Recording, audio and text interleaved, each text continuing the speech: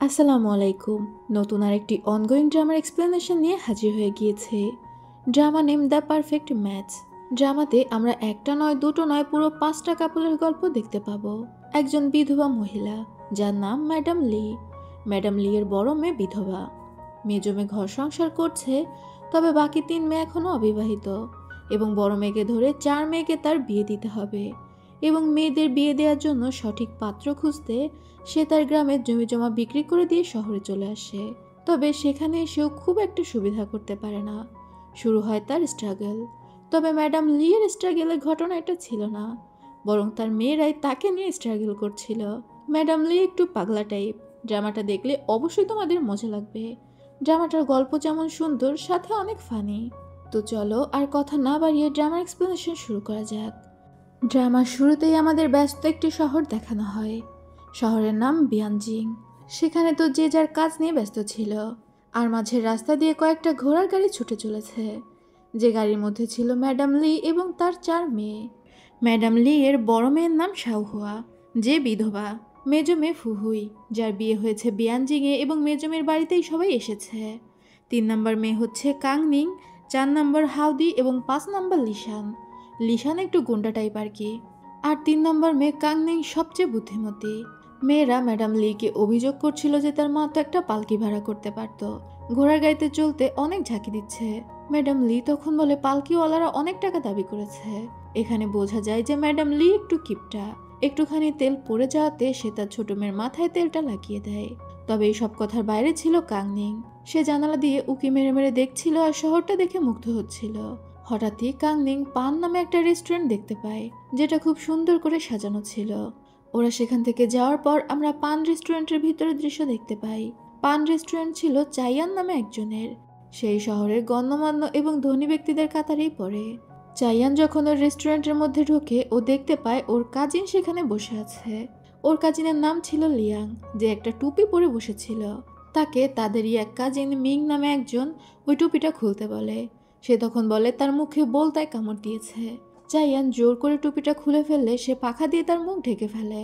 চাইয়ান তাকে ঝাড়ি মারলে লিয়াং তার মুখ থেকে পাখাটা সরিয়ে ফেলে। দেখা যায় সত্যি তার গালে লাল একটা দাগ রয়েছে। চাইয়ান তখন বলে, তোমার বউ কি আবার তোমাকে মেরেছে? লিয়াং বলে, এতে ওর কোনো ভুল নেই।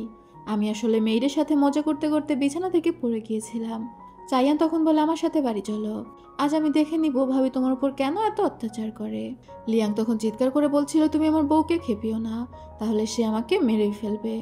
এখান থেকেই সিন চলে যায় আবার ম্যাডাম লিয়ের কাছে, যে ফান ফ্যামিলি নামে একটা ফ্যামিলির প্যালেসের সামনে দাঁড়িয়েছিল। এখানে তার মেজো মেয়ের বিয়ে হয়েছে আর সে এসেছে তার মেজো মেয়ের সাথে দেখা করতে। কিন্তু মেয়ের জানায় তার মেজো মেয়ে বাড়িতে নেই, এমনকি বাড়িতে কেউই নেই, যে কারণে তাদেরকে ফিরে যেতে হবে এবং অন্য কোনো সময় তারা ফিরে আসতে পারে।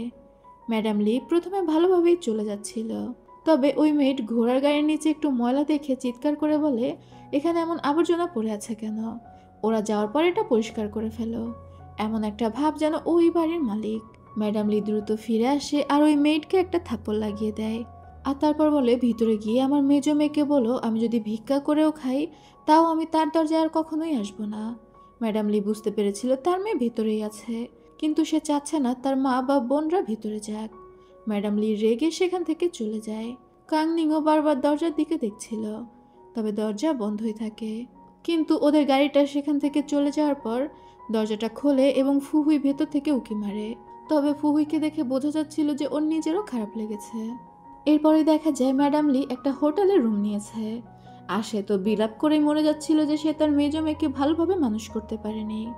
একটু ভালো ফ্যামিলিতে বিয়ে হয়েছে কি সে তার বোনদের ভুলে গেল? কিভাবে পারলো তার মা বোনকে এভাবে প্যালেসের সামনে থেকে তাড়িয়ে দিতে? তবে তার অন্যান্য মেয়েরা তাকে সান্ত্বনা দিয়ে বলতে থাকে, হয়তো ফুহুই কোনো সমস্যায় ছিল, না হলে ফুহুই এমন মেয়েই না যে সে তার মা এবং বোনদের ত্যাগ করবে। এবার আমাদের ফুহুইকে দেখানো হয়, যে মেয়েদের কাছ থেকে জানতে পারে যে তার হাজবেন্ড লিয়াং আবারও কোনো মেয়েদের সাথে সময় কাটাচ্ছে। ফুহুই তখন রেগে ঘর থেকে বের হয়, সাথে তার তলোয়ারটা নিয়ে যায়। আরও রেগে ওই ঘরে যখন যায়, দেখতে পায় একটা মেয়ের পোশাক নাড়া রয়েছে। ফুহুইয়ের তো মাথাই খারাপ হয়ে যায়। তবে পর্দা সরালে দেখতে পায় সেখানে চাইয়ান রয়েছে। চাইয়ানের সাথে যে লিয়াং নামে ছেলেটা এসেছিল, চাইয়ানের কাজিন, লিয়াংই ছিল ফুহুইয়ের হাজবেন্ড। যা হোক চাইয়ান ফুহুইকে বলে, ভাবি এত রাগ ভালো না। আপনার এত রাগ এবং হিংসার কারণে আপনার সংসারটা নষ্ট হয়ে যাবে। আমি শুনেছিলাম লি ফ্যামিলির 5টা মেয়ে খুবই সুন্দরী, কিন্তু তাদের এলাকায় তাদের টাইগার নামেও জানা হয়। তবে এটা আপনার সংসার। আমি আপনাকে উপদেশ দিব যে সংসারে নম্রভদ্রভাবে থাকুন। আমার কাজিন যতই আপনাকে ভয় পেয়ে চলুক না কেন, তাকে সেই পর্যন্ত নিয়ে যাবেন না যেখানে গেলে সে আপনাকে ডিভোর্স দিতে বাধ্য হয়। একজন ডিভোর্সি নারী যাকে স্বামী ত্যাগ করেছে তার কিন্তু কোনোই দাম থাকে না। আপনার এই জেদের কারণে আপনি আপনার ফ্যামিলির উপর বোঝা হবেন। আর এতগুলো কথা শুনে ফুই তো আরও বেশি ক্ষেপে যায়, আরও তলোয়ারটা ফেলে দিয়ে সেখান থেকে বের হয়ে যায়। মেইড বারবার ফুহিকে সামলানোর চেষ্টা করছিল, তবে ফুহুই মেইডকে বলে তাকে একা ছেড়ে দিতে। আর মেইড সেখান থেকে যেতেই ফুহুই সেখানে বসে পাথর চিবোতে শুরু করে। কিন্তু তখনই সেখানে কাংনিং চলে আসে, আর এখান থেকেই সিন কাট হয়। একটু পরে দেখা যায় কাংনিং ফুহুইকে নিয়ে ওদের হোটেলের ঘরে ফিরে এসেছে। এখানে ফুহুই তো শুরুতে ওর মায়ের কাছে মাফ চেয়ে নেয়। কাংনিং ওর মাকে জানায় যে ফুহুই বসে বসে পাথর চিবুচ্ছিল। ম্যাডাম লি তখন বলে, আমি তোমাকে বেশি কথা বলবো না, শুধু আমাকে বলো আজ তুমি কেন এমনটা ঘটালে, মানে তাদের যে বাড়ির ভেতরে ঢুকতে দেয়নি এই বিষয়টা। ফুহুই তখন অনেক কান্না করে আর বলে, তোমরা তো জানো আমাকে অনেক ভালো ঘরে বিয়ে দিয়েছ, কিন্তু আমাকে যার সাথে বিয়ে দিয়েছ সে কোনো কাজই করে না, অনেক বোকাশোকা। আর সে যে মেয়েকে দেখে সেই মেয়ের প্রেমে পড়ে যায়।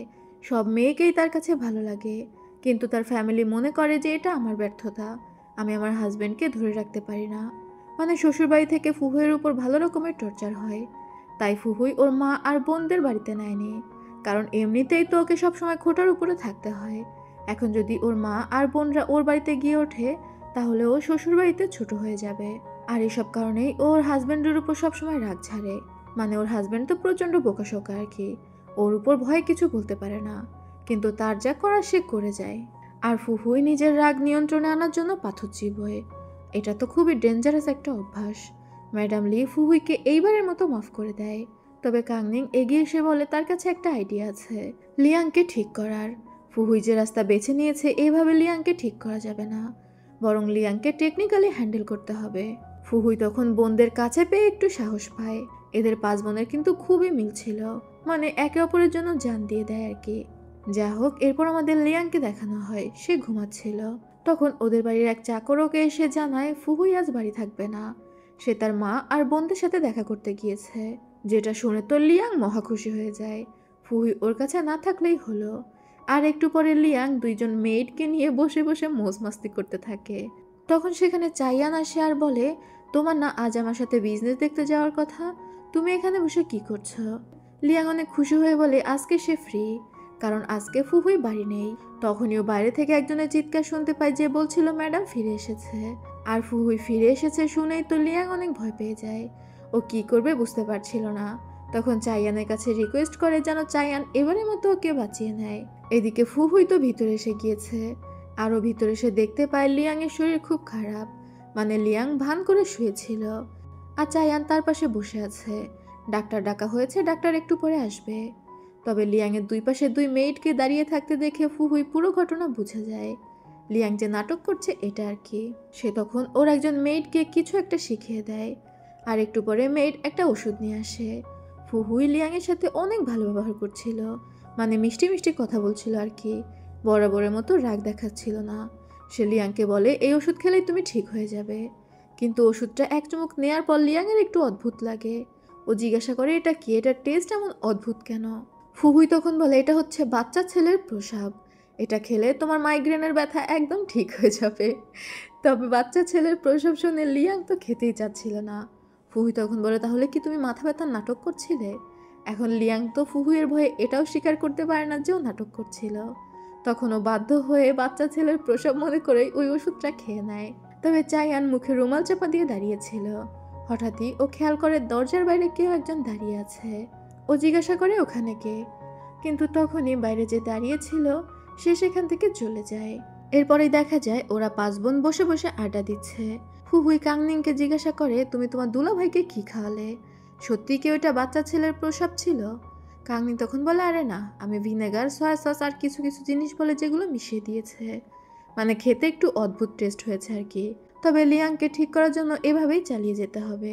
ফুহুই তখন সবাইকে বলে আমি তো এতদিন অনেক হতাশ থাকতাম, তবে তোমাদের পেয়ে এখন আমার অনেক ভালো লাগছে। এরই মধ্যে সেখান থেকে দুইজন ছেলে যাচ্ছিল। একজনের নাম মিং, আরেকজনের নাম ঝাও। ওরাও ছিল লিয়াংয়ের কাজিন। ওরা লিয়াংয়ের শালিদের বসে থাকতে দেখে ওদের দেখার খুব লোভ হয়, কারণ ওরা শুনেছিল লিয়াংয়ের প্রত্যেকটা শালি অনেক সুন্দর। প্রথমে ওরা দরজার ফাঁকা দিয়ে দেখার চেষ্টা করে। লিয়াংয়ের বাড়ির কাজের লোকটা ওদের অনেক নিষেধ করছিল, কিন্তু ওরা শোনে না। তবে দরজার ফাঁকা দিয়ে দেখে ওরা ক্লিয়ারলি ওই মেয়েদের দেখতে পাচ্ছে না। তখনই ওরা খেয়াল করে কিছু মেয়েড নাস্তা নিয়ে ভিতরে যাচ্ছে। আর এটা দেখে মিংয়ের মাথায় একটা প্ল্যান আসে।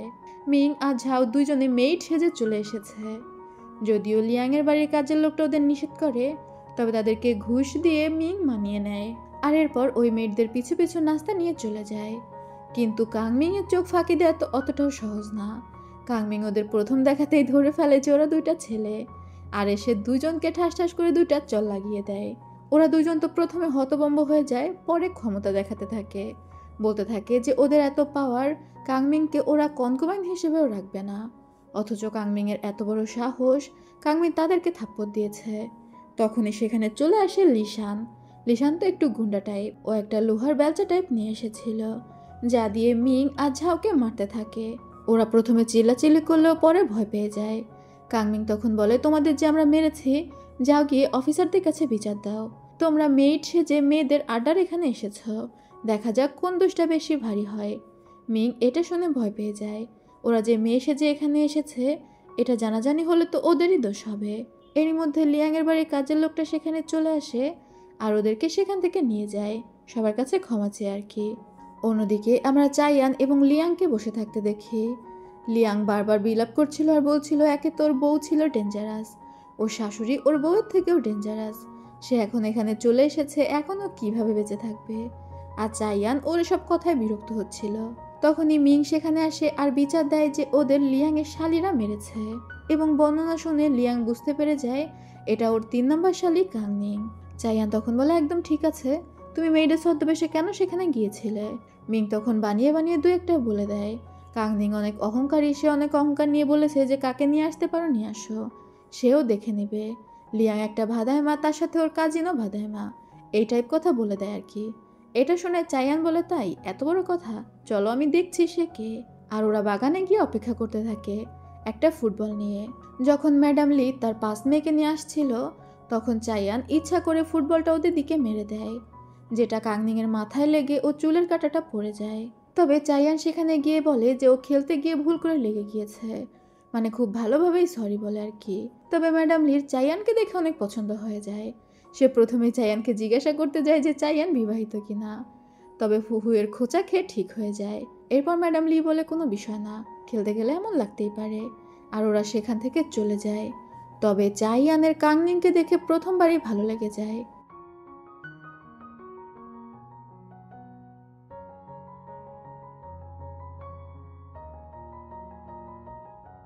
একটু পরে কাংনিং আর ওর মেড আবারও ফিরে আসে কাংনিংয়ের চুলের কাঁটা নেওয়ার জন্য, যেটা চাইয়ানের হাতে ছিল। চাইয়ান তখন চুলের কাঁটাটা দিয়ে দেয়, আর কাংনিং যাওয়ার সময় চাইয়ানের দিকে তাকিয়ে মুচকি হাসে। চাইয়ান তো মুগ্ধ হয়ে কাংনিংকে দেখছিল। পরবর্তী সিনে দেখা যায় ম্যাডাম লি অনেক কান্নাকাটি করছিল, কারণ ওরা ওদের দেশের সমস্ত জমি জমা বিক্রি করে দিয়ে চলে এসেছে। কিন্তু এখানে এসে দেখতে পাচ্ছে যে শহরের জীবনযাত্রার মান অনেক বেশি উন্নত, মানে এখানে সব কিছুর খরচ অনেক বেশি। আর এভাবে বসে বসে খেলে তো রাজার গোলাও শেষ হয়ে যাবে। ওরা হয়তো আর 6 মাসে এখানে সার্ভাইভ করতে পারবে। তার উপর ছোট্ট একটা ঘরেরও অনেক বেশি ভাড়া দিতে হচ্ছে। যা হোক, এখন ওদের তো কিছু একটা করতে হবে। এবং ওদের মাথা মানে কাংনিং একটা প্ল্যান বের করে। সবাই মিলে আলোচনা করে ঠিক করে যে ওরা একটা ব্যবসা করবে। এখন ব্যবসা করতে হলে তো এই জিনিসটা দেখতে হবে যে কোন জিনিসে তারা বেশি পারদর্শী। এখন যেহেতু ওরা সবাই মেয়ে, ওদের ফ্যামিলিতে কোনো একটা ছেলে নেই। ওদের সাথে 2জন মেড এবং অন্য একটা মেয়েও ছিল। কাংনিংয়ের মেয়েদের নাম হচ্ছে চুনলাই, আর অন্য একটা মেয়ে তার নাম হচ্ছে কিয়ানো। ওদের ব্যাপারে পরে বলছি। যা হোক, ওরা সবাই মিলে সিদ্ধান্ত নেয় ওরা একটা চায়ের দোকান দিবে, সাথে নুডলস এবং স্যুপ থাকবে। যেহেতু ওরা রান্নাবান্না করতে বেশ পারদর্শী, আশা করছিল বেশ ভালোভাবেই চলবে। এবং পরদিন সকালেই ওরা চলে যায় চায়ের দোকানের জন্য একটা জায়গা দেখতে। এবং ওরা পান রেস্টুরেন্টের সামনাসামনি একটা জায়গা পেয়ে যায়, মানে এটা দোকান এবং পিছনে বাড়ি। এটাকে ভাড়া নিলে ওরা পিছনে বসবাস করতে পারবে এবং সামনে রেস্টুরেন্ট চালাতে পারবে। আর লোকেশনটাও অনেক ভালো ছিল, মানে একদম জমজমাট একটা জায়গাতে। তো ওদের এই লোকেশনটা বেশ ভালো লাগে এবং ওরা ঠিক করে যে এখানেই ওরা চায়ের দোকান দিবে। উপরে বসে বসে চাইয়ান সব কিছু দেখছিল। তখনই লিয়াং দৌড়ে সেখানে আসে আর দ্রুত জানালা বন্ধ করে দেয়। আর ও হা হতাশ করছিল যে ওর বউ ওকে দিয়ে সারা রাত হিসাব করাচ্ছে। সঠিকভাবে হিসাব মিলিয়ে না দিতে পারলে তাকে বিছানায় ঘুমাতে দেওয়া হচ্ছে না। 3 দিন ধরে ও সোফাতে ঘুমাচ্ছে। তবে চাইয়ানের এদিকে মনোযোগ ছিল না। তখনই চাইয়ানের অ্যাসিস্ট্যান্ট ডেকিং আসে, যে সমস্ত খোঁজ খবর নিয়ে এসেছে। ডেকিং জানায় এখানে ম্যাডাম লি এবং তার 4 মেয়ে একটা চায়ের দোকান খুলবে, সাথে নুডলস এবং স্যুপ বিক্রি করবে। ও মজা নিয়ে বলছিল কখনোই তো চায়ের দোকানে নুডলস এবং স্যুপ বিক্রি হবে না, ওরা কিভাবে এই ব্যবসা চালায় দেখা যাবে। তবে চাইয়ান বলে তুমি ব্যবসার কি বোঝো, এটা খুব দারুণ কোনো মাথা থেকে বের হয়েছে। অবশ্যই চায়ের দোকানে নুডলস এবং স্যুপ বিক্রি হবে। আর একবার যদি ক্রেতারা বুঝতে পারে যে খাবারের টেস্ট ভালো, তাহলে তো বিক্রি হবেই। ডেকিং তখন বলে তাহলে আমরা এখন কি করব? চাইয়ান বলে আমরা শুধুমাত্র বিকালে রেস্টুরেন্ট খুলতাম, কিন্তু এখন থেকে আমরা সকালেও রেস্টুরেন্ট খুলব। দেখা যাক ওরা কিভাবে আমাদের সাথে টক্কর দিতে পারে। এরপরেই দেখা যায় ভোর রাতে উঠে ম্যাডাম লি সবাইকে ডাকাডাকি করছিল। আজ সকালেই ওরা রেস্টুরেন্ট খুলবে, এখনই তো রান্নাবান্নার কাজ শুরু করে দিতে হবে। তবে সে এসে অবাক হয়ে যায় এটা দেখে তার মেয়েরা অলরেডি উঠে গিয়েছে, সাথে মেইডরা এবং কিয়ানো সবাই মিলে একযোগে কাজ করতে শুরু করেছে রেস্টুরেন্টের জন্য। ম্যাডাম লি তো এসব দেখে অনেক খুশি হয়ে যায়। তারা সকাল সকাল রেস্টুরেন্টও খোলে এবং খদ্দের ডেকে ডেকে আনতে থাকে। তবে পান রেস্টুরেন্ট যেহেতু সকালবেলায় খুলে দিয়েছিল আর সেটা বেশ নামকরা ছিল, তাই কেউ আর ওদের রেস্টুরেন্টে আসে না।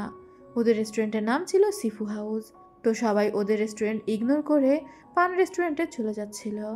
এবং সন্ধ্যাবেলায় দেখা যায় ওদের একটা কাস্টমারও হয়নি এবং যত খাবার তৈরি করেছিল সবই লস হয়েছে। কাংনিং হিসাব করছিল কত লস হয়েছে, আর ওদের মা দাঁড়িয়ে দাঁড়িয়ে কপাল চাপড়াচ্ছিল এবং চাইয়ানকে অভিশাপ দিচ্ছিল যে ওর জন্যই তাদের ব্যবসায় লস হয়েছে। ও এত বড় রেস্টুরেন্টের মালিক, কেন ছোটোখাটো রেস্টুরেন্টকে এইভাবে ভাতে মারতে হবে? তবে কাংনিং চিন্তা করে যে এইভাবে হবে না। রেস্টুরেন্ট বা প্রতিযোগিতা অনেক থাকবে, তবে তাদের প্রোডাক্ট ভালো করতে হবে যাতে করে তাদের রেস্টুরেন্টে মানুষ আসে। সাহুয়া বলে তাদের কিছু চেঞ্জের দরকার আছে। তারা 2 দিন রেস্টুরেন্ট বন্ধ রাখবে এবং আশেপাশে সমস্ত রেস্টুরেন্ট ঘুরে দেখবে। তারা হুট করেই রেস্টুরেন্ট খুলে ফেলেছে, কিন্তু দেখতে হবে যে এই শহরের মানুষেরা কি পছন্দ করে, আর সেই অনুযায়ী রিসার্চ করে রেস্টুরেন্টের জিনিসপত্র আনতে হবে। তবে এই সব কিছুর মধ্যে ফুহুই বেশ মন খারাপ করে বসেছিল। ম্যাডাম লি ফুহুইকে বলছিল তুমি তোমার হাজবেন্ডকে দিয়ে কি চাইয়ানকে একটু বলাবে, কিন্তু ওরা দেখতে পায় যে ফুহুই বেশ অন্যমনস্ক।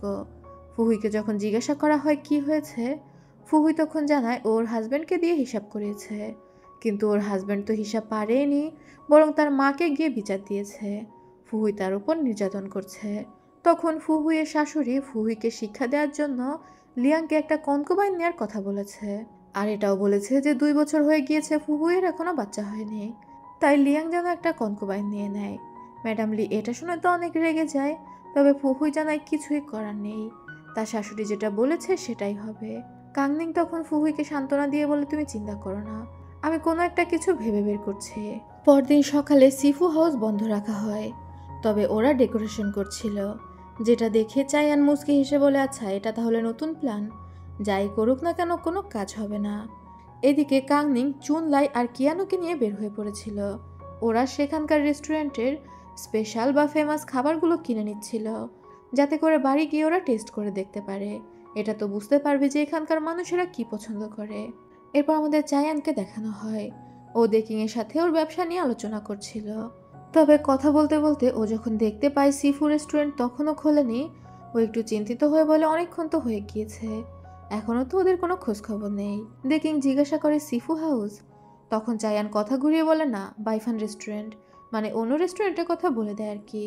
এরই মধ্যে লিয়াং তার কাজের লোককে পাঠিয়ে দেয় চায়ানকে ডেকে নেওয়ার জন্য, জানায় এটা তার জীবন মৃত্যুর প্রশ্ন, চায়ান যেন অবশ্যই তার বাড়িতে যায়। এরপরেই দেখা যায় 3 জন মেয়েকে ডাকা হয়েছে এবং ফুহুই তাদের মধ্যে থেকে একজন সিলেক্ট করবে লিয়াংয়ের কনকুবাইন হিসেবে। তবে ও বেশ আরামসে ওই মেয়েদের সাথে কথা বলছে। লিয়াং আর চাইয়ান সেখানেই বসেছিল। লিয়াং চাইয়ানকে বলছে যে ও এই ফুহুইকে চেনে না। ফুহুই এত শান্তশিষ্ট হয়ে তার কনকুবাইন দেখছে, এটা সে কোনোভাবে বিশ্বাস করতে পারছে না। চাইয়ানের কি মনে হয়, লিয়াংয়ের কি কোনো কনকুবাইন নেওয়া উচিত? চায়ান তখনও পর্যন্ত ব্যাপারটা বুঝে উঠতে পারছিল না। এদিকে ফুহুই পাত্রী দেখার মতো এপিটোপিট করে মেয়েদেরকে দেখছিল এবং বিভিন্ন প্রশ্ন করছিল। এগুলো আর চায়ান কি দেখবে, ও বিরক্ত হয়ে উঠে যেতে চায়। তখনই ও খেয়াল করে পর্দার আড়ালে কেউ একজন বসে আছে। চায়ানের বুঝতে বাকি থাকে না এটা কোনো ফাঁদ। এদিকে লিয়াং সমানে বলেই যাচ্ছিল, কাজিন তুমি আমাকে সিদ্ধান্ত দাও, আমি কি কনকুবাইন নিব কি নিব না। চায়ান তখন বলে, এটা তোমার বিষয়, তুমি বুঝে নাও, আমি এখান থেকে যাচ্ছি। লিয়াং তো চায়ানকে টেনে টেনে ধরছিল। চায়ান তখন বলে, তুমি যদি আমার কথা শোনো তাহলে কোনো কনকুবাইন নিও না, এটা তোমার জন্য একটা ফাঁদ। ও আসলে পর্দার আড়ালে কাউকে বসে থাকতে দেখে বুঝে গিয়েছিল এখানে অন্য কোনো প্ল্যান চলছে। লিয়াং তখন চিৎকার করে ফুহুইকে বলে ও কোনো কনকুবাইন নেবে না, এই সকল মেয়েদেরকে যেন পাঠিয়ে দেওয়া হয়। এটা বলে ও চায়ানের সাথে সাথে চলে যায়। তখনই দেখা যায় সত্যি সত্যি এই মেয়েগুলোকে সাজিয়ে আনা হয়েছিল। ফুহুই তাদেরকে টাকা দিয়ে বিদায় করে দেয়। আর অবশ্যই পর্দার আড়ালে বসেছিল কাংনিং, যার বুদ্ধিতেই এগুলো ঘটছিল। চায়ান তার রেস্টুরেন্টে ফিরে আসে। লিয়াং তখনও চায়ানকে বিরক্ত করে যাচ্ছিল। চায়ান তখন বলে, তোমাকে তো আমি প্ল্যান দিয়েই দিয়েছি, ভুলেও কনকুবাইন নেওয়ার চিন্তাও করো না, আর আমাকে একা থাকতে দাও। তখনই লিয়াংয়ের চোখ পড়ে সেখানে একটা মেয়ে বসে জিথার বাজাচ্ছে। আর যাকে দেখে লিয়াং ক্রাশ খেয়ে যায়। সেখানে বসে বসে ওই মেয়েটিকে দেখতে থাকে। চায়ান এটা দেখেও হতাশ হয়ে যায়। লিয়াংয়ের এসব স্বভাবের কারণেই ফুহুই ওকে সবসময় পিটানির উপরে রাখে। চায়ান ঘাড় ধরে লিয়াংকে সেখান থেকে নিয়ে যায়। তবে সন্ধ্যায় দেকিং এসে চায়ানকে বলে লিয়াং ওই মেয়েটিকে বিয়ে করছে। মেয়েটির নাম ছিল ঝেন। সে এখানকার কাজ শেষে ফিরে যাচ্ছিল, কিন্তু হুট করেই সে সবার থেকে আলাদা হয়ে গিয়েছে এবং কিভাবে যেন লিয়াংয়ের সাথে তার দেখা হয়ে গিয়েছে। জিথার বাজানো ওই মেয়েটিকে কেউ একজন বারে বিক্রি করে দিয়েছিল, খারাপ দলের কাছে আর কি। লিয়াং তাকে সেখান থেকে মুক্ত করে এনেছে এবং সিদ্ধান্ত নিয়েছে ওই মেয়েটিকে কনকুবাইন হিসেবে নিয়ে নেবে। এটা শুনেই তো চায়ান দ্রুত সেখান থেকে চলে যায়। আর পরদিন সকালেই চলে আসে লিয়াংয়ের বাড়ির সামনে। তখন লিয়াংয়ের কাজের লোকটা চায়ানকে দেখে বলে, আপনি কি মাস্টারের বিয়ে খেতে এসেছেন? চায়ান তো বিরক্ত হয়ে দৌড়ে ভিতরে যায়। দেখা যায় ঝেন নামে ওই মেয়েটি সবার সামনে দাঁড়িয়ে আছে। লিয়াংয়ের সমস্ত পরিবার সেখানে উপস্থিত, বিশেষ করে লিয়াংয়ের মা। সে ঝেনকে দেখে বলে, তুমি অনেক ভদ্র আর অনেক সুন্দরী মনে হচ্ছে। আমার ছেলের ভাগ্য ভালো যে তোমার মতো একটা মেয়েকে সে তার পাশে পাবে। ফুহুইকে দেখিয়ে বলে, এটা হচ্ছে তোমার ম্যাডাম, তুমি তাকে চা দাও, তাহলে তুমি আমাদের পরিবারের একজন সদস্য হয়ে যাবে। ফুহুই সেখানে নর্মালি বসেছিল, মানে ওর কোনো হেলদোল নেই। তবে এই কথা শুনেই ঝেন কান্না করতে শুরু করে। লিয়াংয়ের মা জিজ্ঞাসা করে, তুমি কান্না কেন করছো? ঝেন তখন কান্না করতে করতে বলে সে অনেক ইমোশনাল হয়ে গিয়েছে। কয়েক বছর ধরেই সে খারাপ দলের কাছে বিক্রি হয়েছিল। লিয়াং তাকে আজ মুক্ত করেছে। তার বাবা ছিল একজন স্কলার, মানে অনেক সম্মানিত ফ্যামিলি, কিন্তু তার বাবা মারা গিয়েছে আর সে তার মায়ের সাথে থাকতো। কিন্তু একদিন একদল ডাকাত তাকে কিডন্যাপ করে নিয়ে আসে এবং তাকে বারে বিক্রি করে দেয়। সে সেখানে কয়েক বছর প্রস্টিটিউশনের কাজ করেছে। লিয়াং তার জীবনে আলোর মতো তাকে মুক্ত করেছে। তবে এসব কথা শুনে লিয়াংয়ের বাবা আর মা দুজনে হতভম্ব হয়ে বসে থাকে।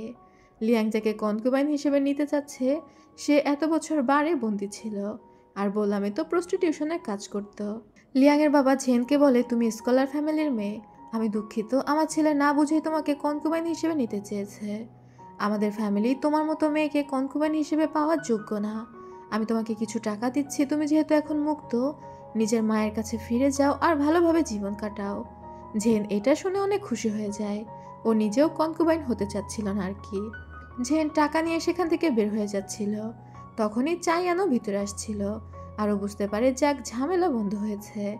এদিকে ভিতরে লিয়াংয়ের বাবা লিয়াংকে লাঠি নিয়ে পেটাচ্ছিল। লিয়াংয়ের মা আর ফুহুই তাকে বাঁচাচ্ছে। লিয়াংয়ের বাবা লিয়াংয়ের মা তুলে গালাগালি শুরু করে। সে লিয়াংয়ের মাকে বলছিল, তোমার মধ্যে একটা মহিলাকে বিয়ে করেই আমার ফ্যামিলিতে কোনো আয় উন্নতি নেই। তোমাকে কে বলেছিল ছেলের কনকুবাইন নেয়ার বুদ্ধি দিতে? মানে এটাই কথাবার্তা বলছিল আর কি। তখন ফুহুই লিয়াংয়ের সামনে এসে যায় আর ক্ষমা চায়। সে বলে সে যে চুপ ছিল, তাকে কনকুবাইন নিতে অনুমতি দিয়েছে, এটা ফুহুইয়ের ভুল ছিল। তার শ্বশুর যেন তাকে মাফ করে দেয়, আর যদি মারতেই চায় তাহলে ফুহুইকে মারতে হবে। এখন লিয়াংয়ের বাবা তো আর নিজের ছেলের বউকে মারবে না। সেখানে চায়ানা চলে আসে আর রিকোয়েস্ট করে ওকে বাঁচানোর জন্য। সবকিছু শুনে লিয়াংয়ের বাবা রেগে সেখান থেকে বের হয়ে যায়। লিয়াং তখন দ্রুত এসে ফুহুইকে জড়িয়ে ধরে বলে, শুধুমাত্র তুমি আমাকে ভালোবাসো, যেটা দেখে লিয়াংয়ের মা তো হিংসায় জ্বলছিল। এরপর চায়ান যখন ফুহুইদের রুমের সামনে দিয়ে যাচ্ছিল, দেখতে পায় ফুহুই লিয়াংয়ের ক্ষততে ওষুধ লাগিয়ে দিচ্ছে। আর লিয়াং বারবার বলছে, তুমি আমাকে আজ বাঁচিয়েছ, তুমি আমার জীবনের ছাতার মতো, আমি এখন থেকে কনকুবাইন নেওয়ার নামও মুখে আনবো না, তুমি আমার জন্য যথেষ্ট। এটা বলে লিয়াং কান্না করছিল। জায়ান এটা দেখে মুসকি মুসকি হাসতে থাকে আর তারপর সেখান থেকে চলে যায়। এরপর রাতের বেলা দেখা যায় কাংনিং ঝেনের সাথে কথা বলছে। আসলে লিয়াং না, বরং কাংনিংই ঝেনকে মুক্ত করেছিল। ঝেন কাংনিংকে ধন্যবাদ জানায় তাকে মুক্ত করার জন্য। কাংনিং তখন বলে, আমি তোমাকে মুক্ত করেছি, তার পরিবর্তে তুমি আমাদের সাহায্য করেছ, এখানে ধন্যবাদ দেওয়ার কিছু নেই। ঝেন ওদের থেকে বিদায় নিয়ে সেখান থেকে চলে যায়। তবে কাংনিং আর চুনলাই যখন ফিরে আসছিল তখনই ওদের চাইয়ানের সাথে দেখা হয়ে যায়। আর চাইয়ান দূর থেকে সবই শুনতে পেয়েছিল। কাংনিং তখন বলে, সে অনেক দূরে চলে গিয়েছে, আমি আশা করি আপনি এসব নিয়ে আর ঝামেলা করতে পছন্দ করবেন না, আমি শুধু শুধু এখানে দাঁড়িয়ে আপনার সাথে কথা বলতে পারবো না, গুড বাই। এটা বলে কাংনিং সেখান থেকে চলে যায়। তবে যাওয়ার সময় চাইয়ানকে একটা প্যাকেট দিয়ে যায় আর বলে, এটা আমি আপনার জন্য এনেছি। কিন্তু গাড়ির মধ্যে মাথা ঢুকিয়ে বলে, পুরো টাকাটাই নষ্ট গেল, এই কাঁকড়াটা আমি টেস্ট করার জন্য এনেছিলাম। ডেকিং চাইয়ানকে বলে, সে তো আপনাকে ঘুষ দিয়ে গেল, আপনি কি এখন মাস্টার লিয়াংকে সবকিছু বলবেন না? চাইয়ান তখন বলে, সবকিছু সমাধান তো হয়েই গিয়েছে, চলো ফিরে যাই। সকালবেলা চাইয়ান প্রত্যেক দিনের মতো তার কাজ করছিল। তখনই সিফু হাউস খোলে এবং খুব অভিনব উপায়ে খোলে। ওরা এত দারুণ করে ডেকোরেশন করেছিল এবং সব কিছু নতুনভাবে প্রেজেন্ট করে, যেগুলো দেখে মানুষ অনেক ইন্টারেস্টেড হয়। ভেতরে ওরা একটা লাইব্রেরির ব্যবস্থা করেছিল, যাতে করে সবাই সেখানে বসে বই পড়তে এবং চা খেতে পারে। মানে যত রকম রিসার্চ ওরা করেছে সবগুলো কাজে লাগিয়েছে আর কি। ওদের রেস্টুরেন্টে কাস্টমাররা ভরে যায় আর ভিতরে এসে সবাই অনেক প্রশংসা করতে থাকে, কারণ ভিতরটা খুব সুন্দর করে সাজানো ছিল। যেহেতু অনেক কাস্টমার, সব মেয়েরা তো ব্যস্ত হয়ে গিয়েছে। কাংনিংয়ের মা সবাইকে সার্ভ করছিল, সাথে অন্য ওয়েটারও রাখা হয়েছে। চাইয়ান রেস্টুরেন্টটা একবার দেখার জন্য ভিতরে আসে। আরও চারদিকে সব কাস্টমারদের ভালো ভালো রিভিউ দেখে প্রচণ্ড হিংসায় জ্বলতে থাকে। অনেকে তো বলছিল এটা পান রেস্টুরেন্ট থেকেও ভালো হয়েছে, যেটা স্বাভাবিকভাবে চাইয়ানের একদমই ভালো লাগে না। হঠাৎ খেয়াল করে সেখানে একটা পেন্টিং লাগানো, যেটা লিয়াং ওর থেকে ধার নিয়েছিল। ও তখন লিয়াংকে বলে, তুমি এই পেন্টিংটা ওদের দিয়েছ? লিয়াং জানায় ফুহুই তার কাছ থেকে এটা নিয়ে নিয়েছে, সে কী বা করতে পারে। তবে তখনই সেখানে একটা ঝাড়ু হাতে ম্যাডাম লি আসে আর চায়ানের পায়ের উপর দিয়ে ইচ্ছা করে ঝাড়ু দিতে থাকে আর বলতে থাকে, এখন তারা অনেক ব্যস্ত, অনেক কাস্টমার এসেছে, চায়ান তাদের রেস্টুরেন্টে এসেছে, এটার জন্য তারা কৃতজ্ঞ। তবে এখন যেন চায়ান ফিরে যায়, মানে চায়ানকে খুবই অপমান করছিল আর কি। এই ম্যাডাম লি সবসময় একটু বাড়াবাড়ি করে। চায়ান প্রচণ্ড রাগে সেখান থেকে বের হয়ে আসে। লিয়াংও তো চায়ানের সাথে সাথেই চলে এসেছিল। এমনকি চায়াংয়ের যে ম্যানেজার, সেই ম্যানেজারকেও ওই রেস্টুরেন্টে দিয়েছিল লিয়াং। নিজের রেস্টুরেন্টে ফিরে চাইয়ান লিয়াংকে সব কিছু বলে দেয়। ওই যে ঝেনের যে বিষয়টা, ওইটা যে সাজানো ছিল সেটা। ফুহুই আর লিয়াংয়ের সম্পর্ক যতটুকু ভালো করেছিল কাংনিং, সম্পূর্ণটা ঘেটে যায়। লিয়াং তো রাগে ফুঁসতে থাকে, তবে ওর সাহস ছিল না যে ফুহুইকে গিয়ে এগুলো জিজ্ঞাসা করে। এখানে আমার চাইয়ানের উপর প্রচণ্ড রাগ হয়েছে, ও আসলেও একটা ফাজিল। এরপরে দেখা যায় কাংনিংদের রেস্টুরেন্টের যে ম্যানেজার, যার নাম ছিল মিস্টার লাই, সে একটা লোকের সাথে জিথার নিয়ে তর্কাতর্কি করছে। ওই লোক তো জিথার বিক্রি করবে না, কিন্তু ম্যানেজার লাই তার থেকে জিথারটা কিনেই নেবে। আর যেহেতু এটা সিফু হাউসের সামনে হচ্ছিল, তাই ম্যাডাম লি বের হয়ে আসে, জিজ্ঞাসা করে এখানে ঘটনা কি। জিথারের যে মালিক ছিল সে লোকজনদের জড়ো করে বলতে থাকে তার জিথার সে সেল করবে না, কিন্তু এই ম্যানেজার জোর করে সেটা নিয়ে নিতে চাচ্ছে। এটা কি ডাকাতি নাকি, যা খুশি তাই করা যাবে? সে ওই জিথারের কিছু লেখা দেখাচ্ছিল, যেটা বহু পুরনো, অনেক বড় স্কলার ফ্যামিলির জিথার, আর এটা খুবই মূল্যবান। ম্যাডাম লি তার ম্যানেজারকে জিজ্ঞাসা করে এটার কাহিনী কি। এই ভাঙাচোরা এক জিনিসের দাম তো 30 স্ট্রিংয়ের বেশি হবে না। স্ট্রিং দিয়ে ওরা ওদের কারেন্সি প্রকাশ করছিল। ম্যানেজার লাই তখন বলে, গতকালে একজন কাস্টমার এসেছিল যে এই জিথারটা 300 স্ট্রিং দিয়ে কিনতে চেয়েছে। এটা একটা অ্যান্টিক জিনিস, আর সে 30 স্ট্রিং দিয়েও গিয়েছে। এখন যেহেতু অ্যাডভান্স নিয়ে ফেলেছি, এটা তো আমাদেরকে রাখতেই হবে। ম্যাডাম লি তো প্রথমে এই কথা বিশ্বাস করতে পারছিল না, তবে তার রেস্টুরেন্টের ম্যানেজার যেহেতু বলছে, অবশ্যই সে তাকে ঠকাবে না। সেখানে অন্য অন্য লোকেরা দামাদামি শুরু করে দেয়, এই অ্যান্টিক জিথার তারা কিনে নেবে। অনেকে তো 100 স্ট্রিং পর্যন্ত দাম বলছিল। ম্যাডাম লি এবার পুরোপুরি নিশ্চিত হয়ে যায় যে এই জিথার অনেক দামি জিনিস। সে তখন ওই লোককে গিয়ে বলে, আরে আমি এই জিথার কিনে নিচ্ছি, তুমি কত চাও বলো। এখান থেকেই সিন কাট হয়। দেখা যায় ম্যাডাম লি ওই জিথারটা কিনে নিয়েছিল, আর সারাদিন সে ওই জিথারটা কোলে কোলে নিয়ে ঘুরতে থাকে। সে মনে করছিল সবাই অবাক হয়ে হয়ে এই জিথারটা দেখবে, কিন্তু কোনো কাস্টমার এই জিথারের দিকে খুব একটা তাকায় না। ম্যাডাম লি তো অবাক হচ্ছিল যে কাহিনী কি, এটা এত অ্যান্টিক আর দামি একটা জিনিস, তাহলে কেউ এটা দেখছে না কেন। ম্যাডাম লি সারাদিন ধরে ওই কাস্টমারের অপেক্ষা করতে থাকে যে 30 স্ট্রিং অ্যাডভান্স করে গিয়েছিল, কিন্তু সারাদিন পরেও সেই কাস্টমার ফিরে আসে না। ম্যাডাম লি বুঝতে পারে যে তাকে ঠকানো হয়েছে। মানে যারা যারা জিথারের দাম বলছিল সবাই ওরা একটা টিম ছিল, এমনকি তাদের রেস্টুরেন্টের ম্যানেজারও এটার সাথে জড়িত ছিল। আর এই সব কিছু বুঝতে পেরে মাঝরাতে ম্যাডাম লি বসে বসে কান্না করতে থাকে। তার কান্নার শব্দে কাংনিংয়ের ঘুম ভেঙে যায়। সমস্ত মেয়েরা উঠে চলে আসে যে তাদের মা কেন এমন কান্না করছে। আর এসে যখন কান্নার কারণ জিজ্ঞাসা করে, ম্যাডাম লি এত বেশি ট্রমাটাইজ হয়ে গিয়েছিল সে তো বলতেই পারছিল না। তারপর বহু কষ্টে সে বলে সে একটা জিথারের পিছনে 180 স্ট্রিং খরচ করে ফেলেছে। সে ভেবেছিল সেটা অনেক দামি আর অ্যান্টিক একটা জিথার। তাদের ম্যানেজার তাকে এটা বুঝিয়েছিল, কিন্তু এখন সে বুঝতে পেরেছে তাকে ঠকানো হয়েছে। যারা ওই জিথার বেচাকেনার মধ্যে ছিল সবাই ভণ্ড। ম্যাডাম লি ওই টাকাটা জমিয়ে রেখেছিল তাদের মেয়েদের বিয়ে দেওয়ার জন্য, কিন্তু পুরো টাকাটাই তো সে নষ্ট করে ফেলেছে। ম্যাডাম লি প্রচণ্ড কান্নাকাটি করছিল। কাংনিং ওর মাকে জিজ্ঞাসা করে সেই জিথারটা কোথায়। ম্যাডাম লি তখন বলে সে তো রাগে ওই জিথার ফেলে দিয়েছে। মানে একে তো সে 180 স্ট্রিং খরচ করে ফেলেছিল, তার উপর রাগ করে সেই জিথারটা ফেলেও দিয়েছে। কাংনিং আর চুনলাই দৌড়ে যায় সেই জিথার খোঁজার জন্য। ওরা তিনজনে অনেক খোঁজাখুঁজি করেও সেই জিথারটা খুঁজে পায় না। তখনই ওরা উপর থেকে মানে পান রেস্টুরেন্ট থেকে জিথার বাজানোর আওয়াজ শুনতে পায়। কাংনিংয়ের আর বুঝতে বাকি থাকে না জিথারটা কোথায় আছে, আর ওর মাকে কারাই বা ঠকিয়েছে। যেহেতু ম্যানেজার লাই আগে পান রেস্টুরেন্টের ম্যানেজার ছিল, নিশ্চয়ই এটার মধ্যে চাইয়ানের হাত রয়েছে। আর এই বিষয়টা চিন্তা করতে করতে কাংনিং সারা রাত ঘুমাতে পারে না এবং একটা প্ল্যানও করে ফেলে চাইয়ানকে উচিত শিক্ষা দেওয়ার জন্য। পরদিন সকালেই ওরা সবাই চলে যায় মন্দিরের সামনে। এই মন্দিরে চাইয়ানের মা আসে, যে অনেকটা ধর্মভীরু, মানে প্রচুর অন্ধবিশ্বাসী আর কি, যে যা বলে সেটাই বিশ্বাস করে নেয়। চাইয়ানের মাকে আসতে দেখে ম্যাডাম লি আর তার মেড এগিয়ে যায়। ম্যাডাম লি কান্না করে করে সৃষ্টিকর্তাকে বলছিল সৃষ্টিকর্তা তার প্রার্থনা শুনেছে, তার 5টা মেয়েরই ভালো জায়গায় বিয়ে হয়ে গিয়েছে, সে সৃষ্টিকর্তার প্রতি কৃতজ্ঞ। তার এমন কান্নাকাটি দেখে চাইয়ানের মা মনে মনে ভাবতে থাকে, দেখো সৃষ্টিকর্তা এই মহিলার মনের আশা পূরণ করেছে, কিন্তু আমি এতদিন ধরে প্রার্থনা করছি আমার মনের আশা পূরণ করেনি। সে তার মেয়েডকে পাঠায় এই মহিলার মনের আশা কিভাবে পূরণ হয়েছে এটা জানার জন্য। ম্যাডাম লি এর মেয়েদের কাছে জিজ্ঞাসা করে কাহিনী কি, কিভাবে ম্যাডাম লি এর প্রার্থনা কবুল হলো। প্রথমে মেয়েড এমন ভান করে যে সে বলতেই পারবে না, আর তারপর বলে তার একটা দরবেশের দেখা পেয়েছিল, দরবেশ বলতে সাধু বাবা আর কি, এবং তাকে নিজের সমস্যার কথা বললে সে সমাধান করে দিতে পারে। চাইয়ানের মা তো এটা শুনে সাথে সাথে বিশ্বাস করে ফেলে আর দ্রুত মন্দির থেকে বাড়ি ফিরে আসে। রাতের বেলা চাইয়ান যখন ওর মায়ের সাথে দেখা করতে আসে, দেখতে পায় ওর মা অনেক খুশি। চাইয়ানের মা বলছিল আজ তার সাথে একজন ইমর্টালে দেখা হয়েছে, আর সেই ইমর্টাল বলেছে চাইয়ানের মায়ের মনের ইচ্ছা পূরণ হবে।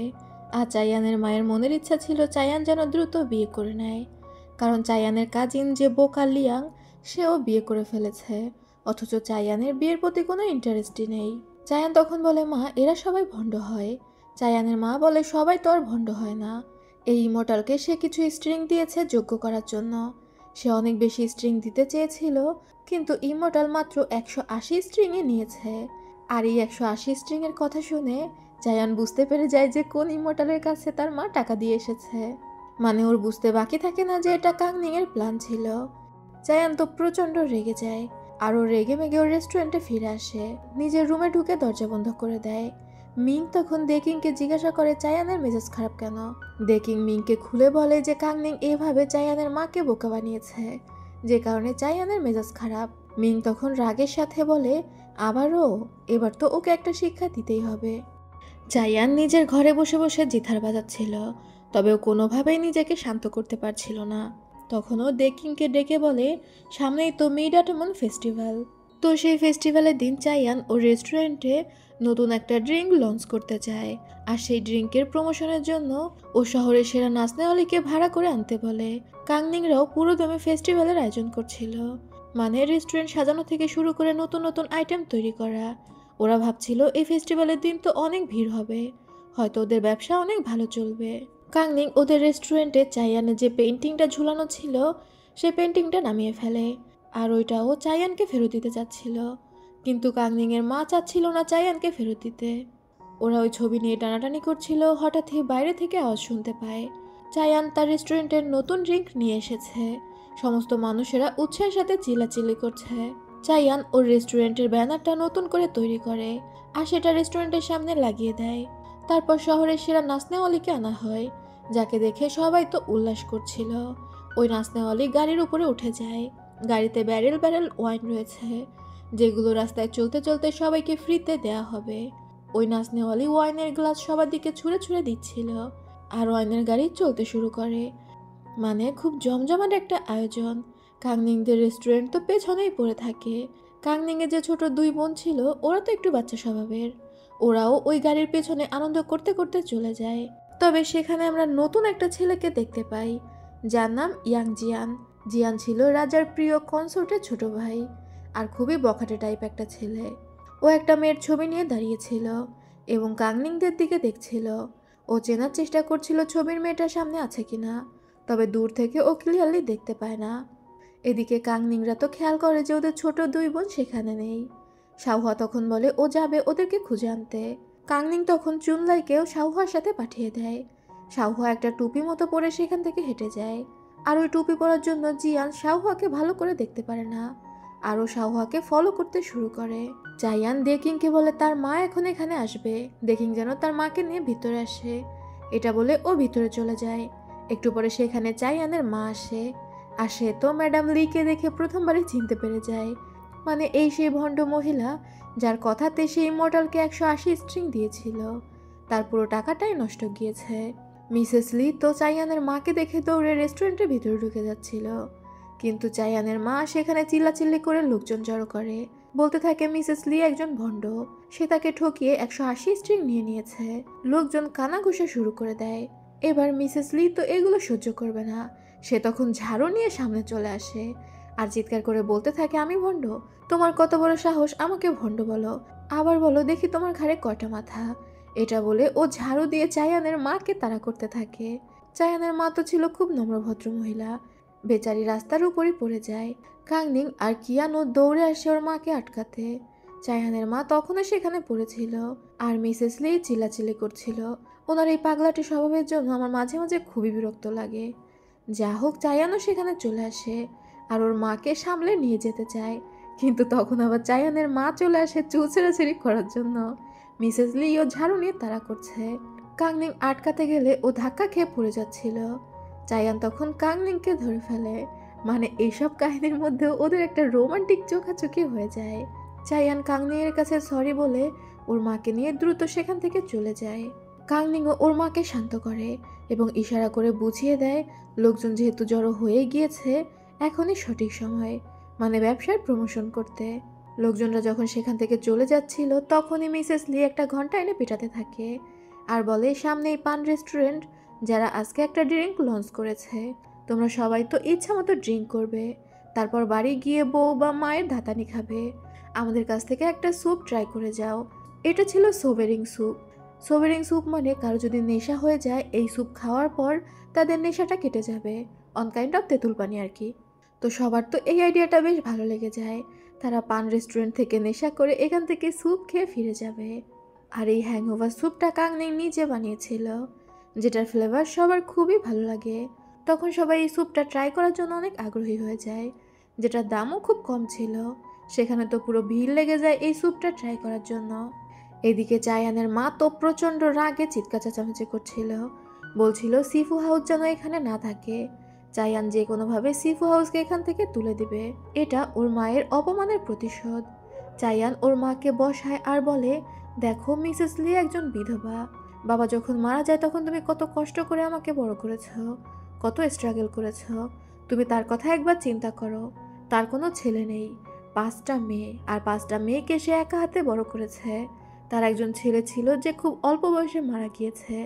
এমন একজন মহিলা যদি তেজি না হয় তাহলে তো সে টিকে থাকতে পারবে না। মিসেস লি খারাপ মহিলা না, সে এখনও তার মেয়েদের নিয়ে স্ট্রাগল করে চলেছে। আমি যদি সিফু হাউস তুলে দিই তাহলে তো সবাই বলাবলি করবে যে আমি বড়লোক হয়ে গরিবদের উপর অত্যাচার করছি। এটা কি ভালো দেখাবে? চায়নার মা তো ভদ্রমহিলা ছিল, সে পুরো বিষয়টা বুঝতে পারে। যদিও তার রাগ হয়, কিন্তু সে বিষয়টা হজম করে নেয়। এদিকে শাওহুয়া এবং চুনলাই যখন একটা ব্রিজের উপর দিয়ে যাচ্ছিল, জিয়ানের সৈন্যরা তাদেরকে এসে আটকায়। জিয়ান এসে শাওহুয়াকে বলে তার মুখ দেখানোর জন্য, মানে সে জাস্ট মুখ দেখেই চলে যাবে। জিয়ান কোনো একজনের সাথে বাজি ধরেছে ছবির মেয়েটিকে খুঁজে বের করবে, আর তাই সে জাস্ট শাওহুয়ার মুখ দেখতে চায়। শাওহুয়া এসব শুনে তো অনেক ভয় পেয়ে যায়, কিন্তু তখনই দেখা যায় একদল পথশিশু দৌড়ে সেখানে আসে, আর ওরা জিয়ানের পুরো কাপড় চোপড় খুলে ওকে ব্রিজের উপর থেকে ফেলে দেয়। এতগুলো পথশিশুর আক্রমণ তো জিয়ান সামলাতে পারে না। এরই মধ্যে লিশান সেখানে আসে, আর শাওহুয়া এবং চুনলাইকে নিয়ে দ্রুত সেখান থেকে চলে যায়। জিয়ান যখন ওই পথশিশুদের থেকে মুক্ত হয়, দেখা যায় জিয়ানের শুধু হাফ প্যান্টটাই বাকি আছে। বেচারার পুরো কাপড় চোপড় ছিঁড়ে মান সম্মান নষ্ট করে ফেলেছে। আশেপাশের লোকজনরা জিয়ানকে দেখছিল। এখন ও যে পরিমাণ বখাটে, ও তো এটা সহ্য করবে না। ও দূর থেকে লিশানের টুপি দেখতে পায়। লিশান দ্রুত শাওহুয়াকে নিয়ে সেখান থেকে চলে যায়। তবে জিয়ান তো প্রতিশোধ নেবে এটা ঠিক করে ফেলে।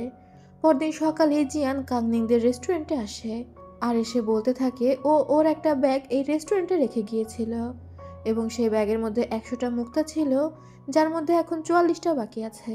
বাকি 55টা হারিয়ে গিয়েছে, আর ওর ধারণা এই রেস্টুরেন্টের কেউই সেটা চুরি করেছে। মোট কথা চুরির অপবাদ দিচ্ছিল। মিসেস লি তখন বলে, আপনি তো কোনোদিনই এখানে আসেননি, তাহলে এখানে আপনি আপনার ব্যাগ কিভাবে রেখে যেতে পারেন? ওর সাথে কিছু গার্ডরা ছিল, যারা সবাই সাক্ষী দেয় জিয়ানের রেস্টুরেন্টে এসেছে।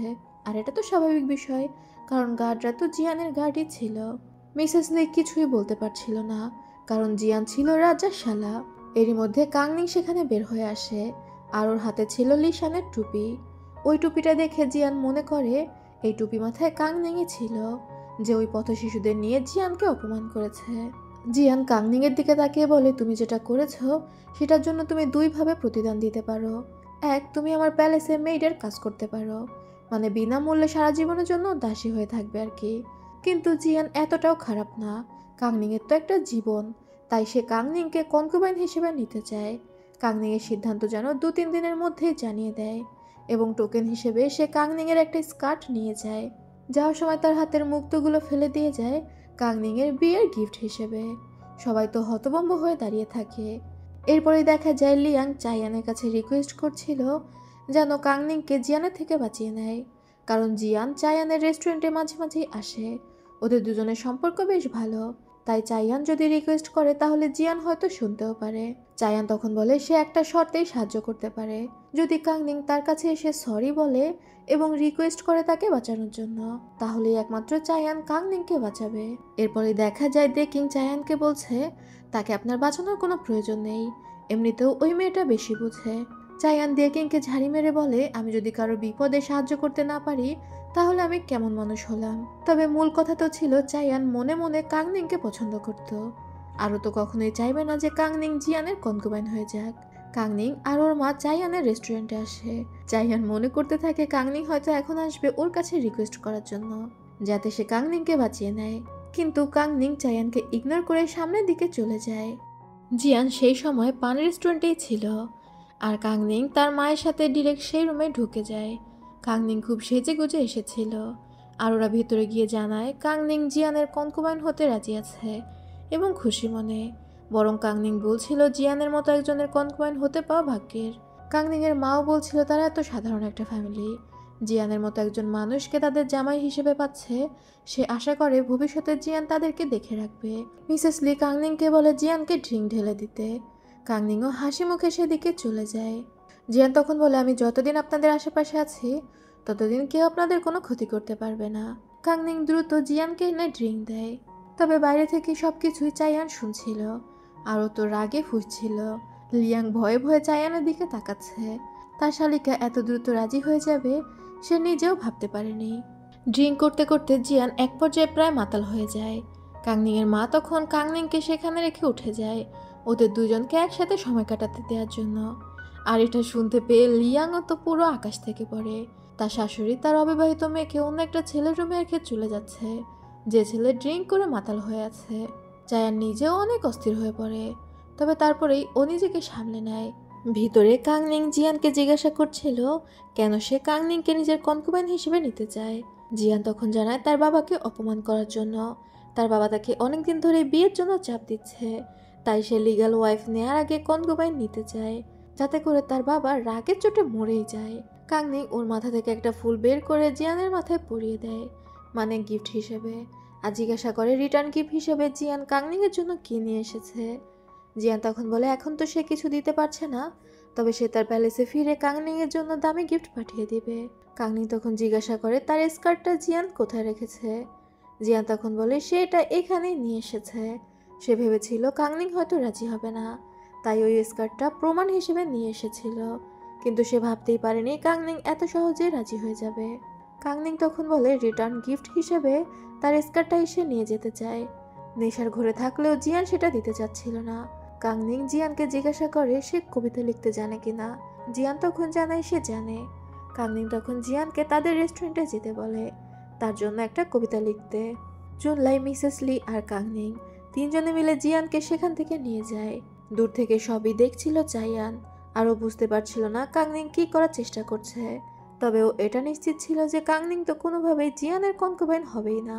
পরদিন সকালবেলা ওরা দেখতে পায় কিয়ানো এবং চুনলাই কারো একজনের অপেক্ষা করছে, মানে ওরা আশেপাশে হাঁটাহাঁটি করছিল। দূর থেকে তাদেরকে ফলো করছিল চাইয়ান এবং লিয়াং। একটু পরে সেখানে একজন ইম্পেরিয়াল সদস্য আসে। উনি ছিল রাজার একজন কনসোর্টের পার্সোনাল অ্যাসিস্ট্যান্ট, যে রাজার কনসোর্টের জন্য জিনিসপত্র কেনাকাটা করত। আর ওই লোকটা সেখানে আসতেই সেখানে ফুহুই চলে আসে এবং ওরা একটা স্কার্ট টানিয়ে ধরে, যেটাতে মুক্তোর কাজ করা ছিল, এবং ফুহুই ইচ্ছা করে ওই স্কার্টের দামাদামি শুরু করে। এই স্কার্টটা রাতের বেলা শাওহুয়া তৈরি করেছিল। ফুহুই ইচ্ছা করে এই স্কার্টের অনেক প্রশংসা করছিল। ওরা আসলে চেষ্টা করছিল রাজার কনসোর্টের ওই অ্যাসিস্ট্যান্টের দৃষ্টি আকর্ষণ করতে, এবং ওরা সেটা করতেও সক্ষম হয়। কিন্তু ওই অ্যাসিস্ট্যান্টের স্কার্টটা খুব একটা পছন্দ হয় না, সে সেখান থেকে চলে যাচ্ছিল। আর তখনই সেখানে চাইয়ান চলে আসে। চাইয়ান বুঝতে পেরেছিল ওই লোকের কাছে ওরা স্কার্টটা পৌঁছাতে চাচ্ছে, আর ও সেই কাজে সাহায্য করে, মানে চাইয়ান ওই স্কার্টের অনেক প্রশংসা করে সেটা কিনে নেয়। তখনই কনসার্টের অ্যাসিস্ট্যান্ট ফিরে আসে এবং চাইয়ানকে বলে সেই স্কার্টটা কনসার্টের জন্য নিতে চায়। চাইয়ান তখন বলে অবশ্যই, রয়্যাল ফ্যামিলির কোনো সদস্য যদি এটা চায় সে এক বাক্যে দিয়ে দিবে। তবে ওই লোকটা স্কার্ট কিনে নিয়ে সেখান থেকে যাওয়ার পর চাইয়ান ফুহুইকে জিজ্ঞাসা করে তোমরা কি করতে চাচ্ছ। আমি খুব ভালো করে জানি তোমাদের মধ্যে অন্য কোনো প্ল্যান রয়েছে, কিন্তু ফুহুই চাইয়ানকে কিছুই বলতে পারে না। পুরো প্ল্যানই তো ছিল কাংনিং এর। তবে চাইয়ান যাওয়ার সময় বলে আশা করি তোমরা সেফ থাকবে, আর তোমরা সেফ থাকলে আমি এমন ভান করবো যে আমি আজকে কিছুই দেখিনি। এটা বলে সেখান থেকে চলে যায়। রাতের বেলায় দেখা যায় কাংনিং তার বিয়ের গিফট সামনে নিয়ে বসে আছে, আর মনে মনে চিন্তা করছে ওকে যদি জিয়ানকে বিয়ে করতেই হয় তাহলে বিয়ের পরদিন সকালেই ও বিধবা হবে, মানে ও জিয়ানকে মেরে ফেলবে আর কি। এরপরেই আমাদের ইম্পেরিয়ারকে দেখানো হয়। তার কাছে তার একজন কনসোর্ট আসে সেই মুক্তোর স্কার্টটা পরে। যে স্কার্টটা দেখে রাজা বলে আবারও তুমি বাইরের লোক পাঠিয়েছিলে বাইরে থেকে জিনিসপত্র আনতে। ওই কনসোর্ট তখন বলে ওইটা পরের বিষয়, আগে দেখুন আমাকে কেমন লাগছে। সে রাজাকে ড্রেসটা দেখাচ্ছিল। তখনই রাজা খেয়াল করে ওই স্কার্টের ফিতাতে কিছু একটা লেখা আছে, আর ওই লেখা রাজা পড়তে শুরু করে, যেখানে জিয়ান খুব অহংকার নিয়ে নিজের সম্পর্কে লিখেছিল, যে কাউকে বুলি করতে পারে এই টাইপ কিছু বাক্যটাকেও লিখে দিয়েছিল, এবং নিচে জিয়ানের নামও লেখা ছিল। এটা দেখেই তো ইম্পেরিয়ার প্রচণ্ড রেগে যায় এবং জিয়ানের বোনকে ডেকে পাঠায়। পরদিন সকালে দৃশ্য দেখানো হয় জিয়ান কাংনিংকে নেওয়ার জন্য পালকি নিয়ে রেডি হয়ে গিয়েছে। কাংনিংও সেজে গুজে বের হয়েছে, তবে কিছু একটা চিন্তা করে কাংনিং দেরি করছিল। মনে হচ্ছিল ও কারোর জন্য অপেক্ষা করছে। কাংনিংয়ের মা এবং বোনেরা কাংনিংকে সাহায্য করছিল। তারা কান্নাকাটি এবং ইমোশনাল হওয়ার নাটক করছিল। দূর থেকে চাইয়ান এবং লিয়াং সব কিছু দেখছে। চাইয়ান তার সৈন্যদেরও নিয়ে এসেছে, মানে একদমই যদি কোনো কিছু না হয় তাহলে সে কাংনিংকে বাঁচানোর জন্য জিয়ানের বিরুদ্ধে যুদ্ধই ঘোষণা করে দিবে। জিয়ান শুরুতে ভদ্রভাবেই বলে, আর তারপর নিজের ক্ষমতা দেখাতে শুরু করে।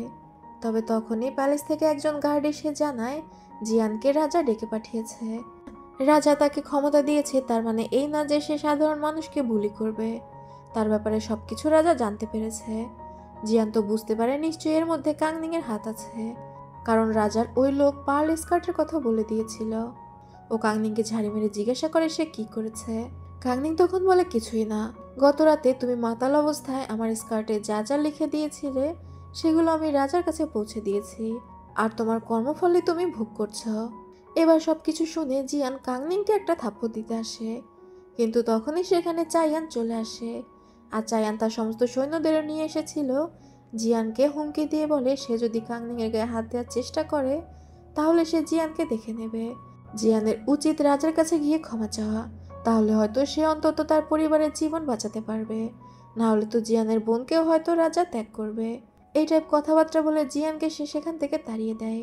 হাউদি আর লিশান কাটারি হাতে বসেছিল। লিশান বলছিল যদি সত্যি কাংনিং এর প্ল্যান ফেল করত তাহলে সে জিয়ানকে এখানেই মেরে ফেলতো। এদিকে মিসেস লি লিয়াংকে ধন্যবাদ দিতে থাকে কাংনিংকে বাঁচানোর জন্য। লিয়াং তখন বলে সে কিছুই করেনি, পুরোটাই চায়ান করেছে। এটা শুনে মিসেস লি মুখটা কালো করে ফেলে আর চায়ানকে বলে আমি অন্য সময় আপনার কাছে গিয়ে ধন্যবাদ দিয়ে দিব। আর তার মেয়েদেরকে নিয়ে দ্রুত দরজা বন্ধ করে দেয়, যেটা খুবই বেয়াদবি ছিল। চায়ান কিন্তু অনেকটা রিস্ক নিয়েছিল কাংনিংকে বাঁচাতে।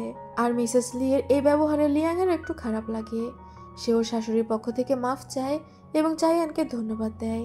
তবে চায়ানের রাগ হয়ে যায়, ও ডিরেক্ট সেখান থেকে চলে আসে। এরপরে দেখা যায় ফুহুই আর কাংনিং বের হয়েছে। ফুহুই কাংনিংকে বোঝাচ্ছিল যে তার চায়ানকে ভালো করে থ্যাংক ইউ বলা উচিত, কারণ সঠিক সময়ে চায়ান তাকে এসে বাঁচিয়েছে। জিয়ান যদি কাংনিংকে থাপ্পড় দিত তাহলে কাংনিং এর উঠে দাঁড়ানোরও শক্তি থাকতো না। কাংনিং তখন বলে আচ্ছা আচ্ছা হয়েছে, আমি যাচ্ছি তাকে ধন্যবাদ দিতে। ওরা চায়ানের জন্য কিছু খাবার নিয়ে চায়ানের রেস্টুরেন্টের ভিতরে যায় তাকে ধন্যবাদ দেওয়ার জন্য। এদিকে চায়ান, লিয়াং এবং মেই বসেছিল। চায়ানের তো মেজাজ প্রচন্ড খারাপ ছিল। মেই হাসতে হাসতে বলছিল সে আসলেও জিনিয়াস, সেই আসলে জিয়ানকে শাহুয়ার ছবি দিয়েছিল এবং তার সাথে বাজি ধরেছিল শাহুয়াকে খুঁজে বের করার। মানে এই পুরো ঘটনার পিছনে মেই রয়েছে, ওর কারণে জিয়ান লি ফ্যামিলির পেছনে পড়েছে। এটা শুনে চায়ান মেয়েকে কিছু বলতে যাবে, তখনই বাইরে থেকে শব্দ শুনতে পায়। দরজার বাইরে থেকে এইসব কথা কাংনিং শুনে ফেলেছিল। আরও মনে করে হয়তো এই সব কিছুর পেছনে চায়ান রয়েছে এবং চায়ান নিজেকে হিরো প্রমাণ করার জন্য এগুলো ঘটিয়েছে। কাংনিং চায়ানের মুখে একটা ড্রিঙ্ক ছুঁড়ে দিয়ে সেখান থেকে বের হয়ে যায়। ফুহুইও লিয়াংকে বলে তুমি বাড়ি আসো, আজ আমি তোমাকে দেখছি। বেচারা চায়ান কিছু না করেও ফেঁসে যায়। চায়ান তখন রাগে মেইকে ওর রেস্টুরেন্ট থেকে বের করে দিতে থাকে। মেই তখন বলে আমি তো তোমার জন্যই প্রতিশোধ নিলাম, তাহলে কেন তুমি আমাকে বের করে দিচ্ছ? চায়ান বলে তোমাকে কি আমি বলেছিলাম প্রতিশোধ নিতে? শুধু শুধু তুমি লি ফ্যামিলিকে বিপদে ফেলেছ। মেই বারবার চায়ানের কাছে মাফ চাচ্ছিল। লিয়াং তখন মেয়ের হয়ে চায়ানের কাছে ক্ষমা চায়। চায়ান তখন আর কোনো কথা বলে না। মেয়ে চায়ানের কাছে চায়ানের মায়ের একটা চুলের কাটা চাচ্ছিল। ওইটা আসলে খুব দামি একটা চুলের কাটা ছিল, যেটা চায়ানের মায়ের খুব পছন্দ। মেয়ে ওই চুলের কাটাটা চাচ্ছিল কারণ মেয়ের মা ওই চুলের কাটা পছন্দ করে। সে ওই চুলের কাটা নিয়ে ওইটার একটা কপি বানিয়ে তার মাকে উপহার দিবে। এবার যেহেতু মেয়ে ওর মায়ের কথা বলে চায়ানকে ইমোশনাল ব্ল্যাকমেল করে, চায়ান তখন ওই চুলের কাটাটা মেয়েকে দিতে রাজি হয়। ডেকিংকে বলে ওই চুলের কাটা এনে মেয়েকে দিয়ে দিতে। এরপরে দেখা যায় শাওহুয়া আর কাংনিং বসে বসে ফেস মাস্ক বানাচ্ছিল, যেগুলো ওরা বিক্রি করে। আর একপাশে বসে কিয়ানো সেলাই করছে। কাংনিং আর শাওহুয়া বসে গল্প করলেও কিয়ানো অন্যমনস্ক হয়ে সেলাই করছিল, আর ওর হাতে সূচের খোঁচাও লেগে যায়।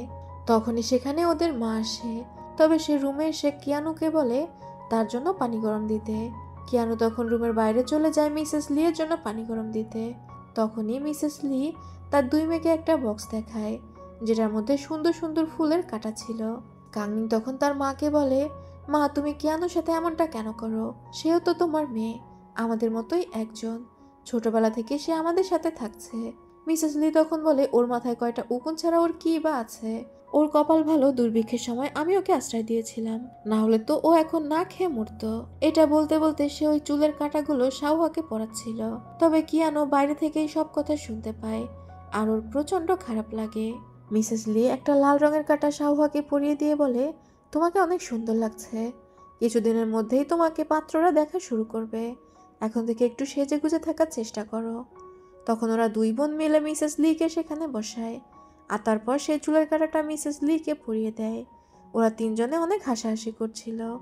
বাইরে থেকে কিয়ানো সবটাই শুনতে পায়, আর ওর তো প্রচন্ড খারাপ লাগে। পরদিন সকালে কিয়ানো দোকানে ছিল। তখন মেই সেখানে আসে আর একটা চুলের ব্যান্ড কিনতে চায়। সে টাকার থলেটা ট্রের উপর ফেলে দেয়।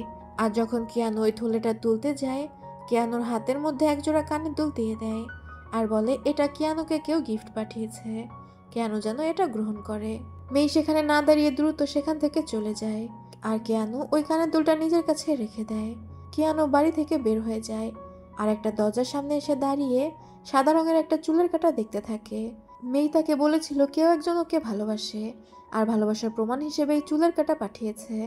এই চুলের কাঁটা পরে যেন কিয়ানো একটা বাড়ির সামনে চলে যায়। কিয়ানো ওই বাড়িতে গিয়ে নক করতেই কেউ একজন কিয়ানোর হাত টান দিয়ে ভিতরে নিয়ে যায়। বোঝাই যাচ্ছিল এটা কোনো বিপদ। এরপর আমাদের কাংনিংকে দেখানো হয় যে কিছু পোশাক নিয়ে কিয়ানোর দরজায় নক করে। শাওহুয়া কিচেনেই ছিল। সে গিয়ে কাংনিংকে জিজ্ঞাসা করে কি হয়েছে। কাংনিং তখন বলে তার কিছু পোশাক সে পরে না, রঙগুলো তার পছন্দ হয় না, এই কারণে সে ওইগুলো কিয়ানোকে দিতে এসেছে, কারণ সে দেখেছিল কিয়ানোর পোশাকের হাতা ছিঁড়ে গিয়েছে। শাওহুয়া মুচকি হেসে বলে আমার কাছে নতুন একটা জুতো রয়েছে যেটা আমার পায়ে লাগে না, সেটাও আমি কিয়ানোকে দিয়ে দিব।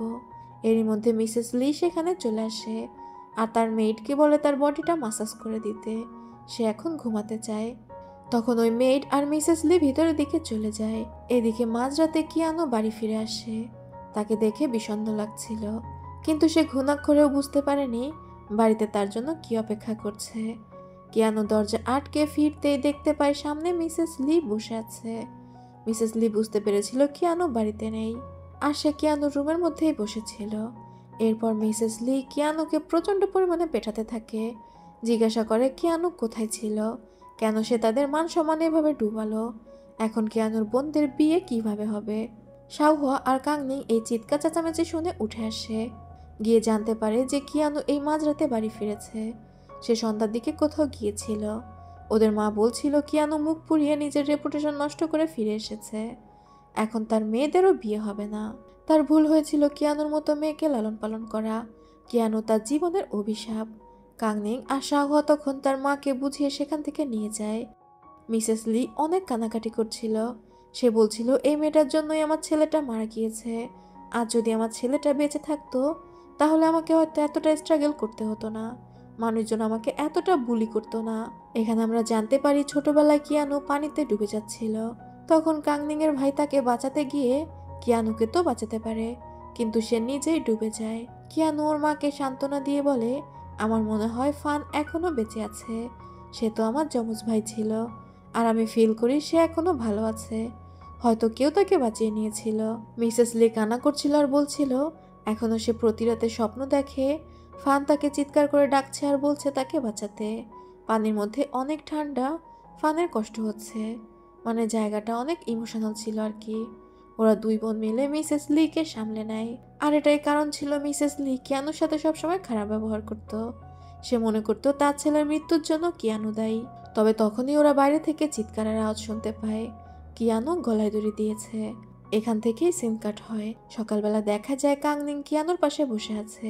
কিয়ানো যখন জ্ঞান ফেরে ও কান্না করতে করতে বলে ওর সম্মান নষ্ট হয়নি, যে ওর উপর জোর করার চেষ্টা করেছিল তাকে ও ফুলদানি দিয়ে আঘাত করে অজ্ঞান করে পালিয়ে এসেছে, তাই এখনো ওর রেপুটেশন নষ্ট হয়নি। আরও মারা যেতে চেয়েছিল কারণ ও চায় না ওর বোনদের রেপুটেশন নষ্ট হোক। কাংনিং তখন বলে তুমি কিভাবে এমনটা করতে পারলে, আমি তোমাকে আমার ভাবি মনে করি, তোমার মনে আছে ছোটবেলায় আমরা তিনজন একসাথে খেলতাম, মানে কাংনিং, ফান এবং কিয়ানো। কাংনিং কিয়ানোকে তেমন একটা পছন্দ করতো না, তবে ফান কিয়ানোকে খুবই পছন্দ করত, যে কারণে কিয়ানো ডুবে যাওয়াতে সে নিজের জীবন দিয়ে দিতেও দ্বিধাবোধ করেনি। আর এই কারণে কাংনিং মনে মনে কিয়ানোকে নিজের ভাবি মনে করে। কিয়ানো তখন কান্না করতে করতে বলে ওর ভাগ্যটাই খারাপ, ছোটবেলায় ওর বাবা মারা যায় আর ওর মা অন্য একজনকে বিয়ে করে ফেলে, ও পুরো একা হয়ে যায়। শুধুমাত্র ফান ছিল যে ওকে ভালোবাসতো, কিন্তু ফানও মারা যায়। আর তারপরে ও কিয়ানোদের ফ্যামিলির সাথে বড় হচ্ছে এবং এই পরিবারে একটা বোঝা হয়ে রয়েছে। তখনই মিসেস লি ভেতরে আসে আর বলে আমি না হয় তোমাকে একটু মেরেছি, তার জন্য তুমি আত্মহত্যা করার চেষ্টা করবে, আমি কি তোমাকে ভালোবাসিনি নাকি সবসময় শাসন করি। মিসেস লিও প্রায় কান্না করে দিয়েছিল।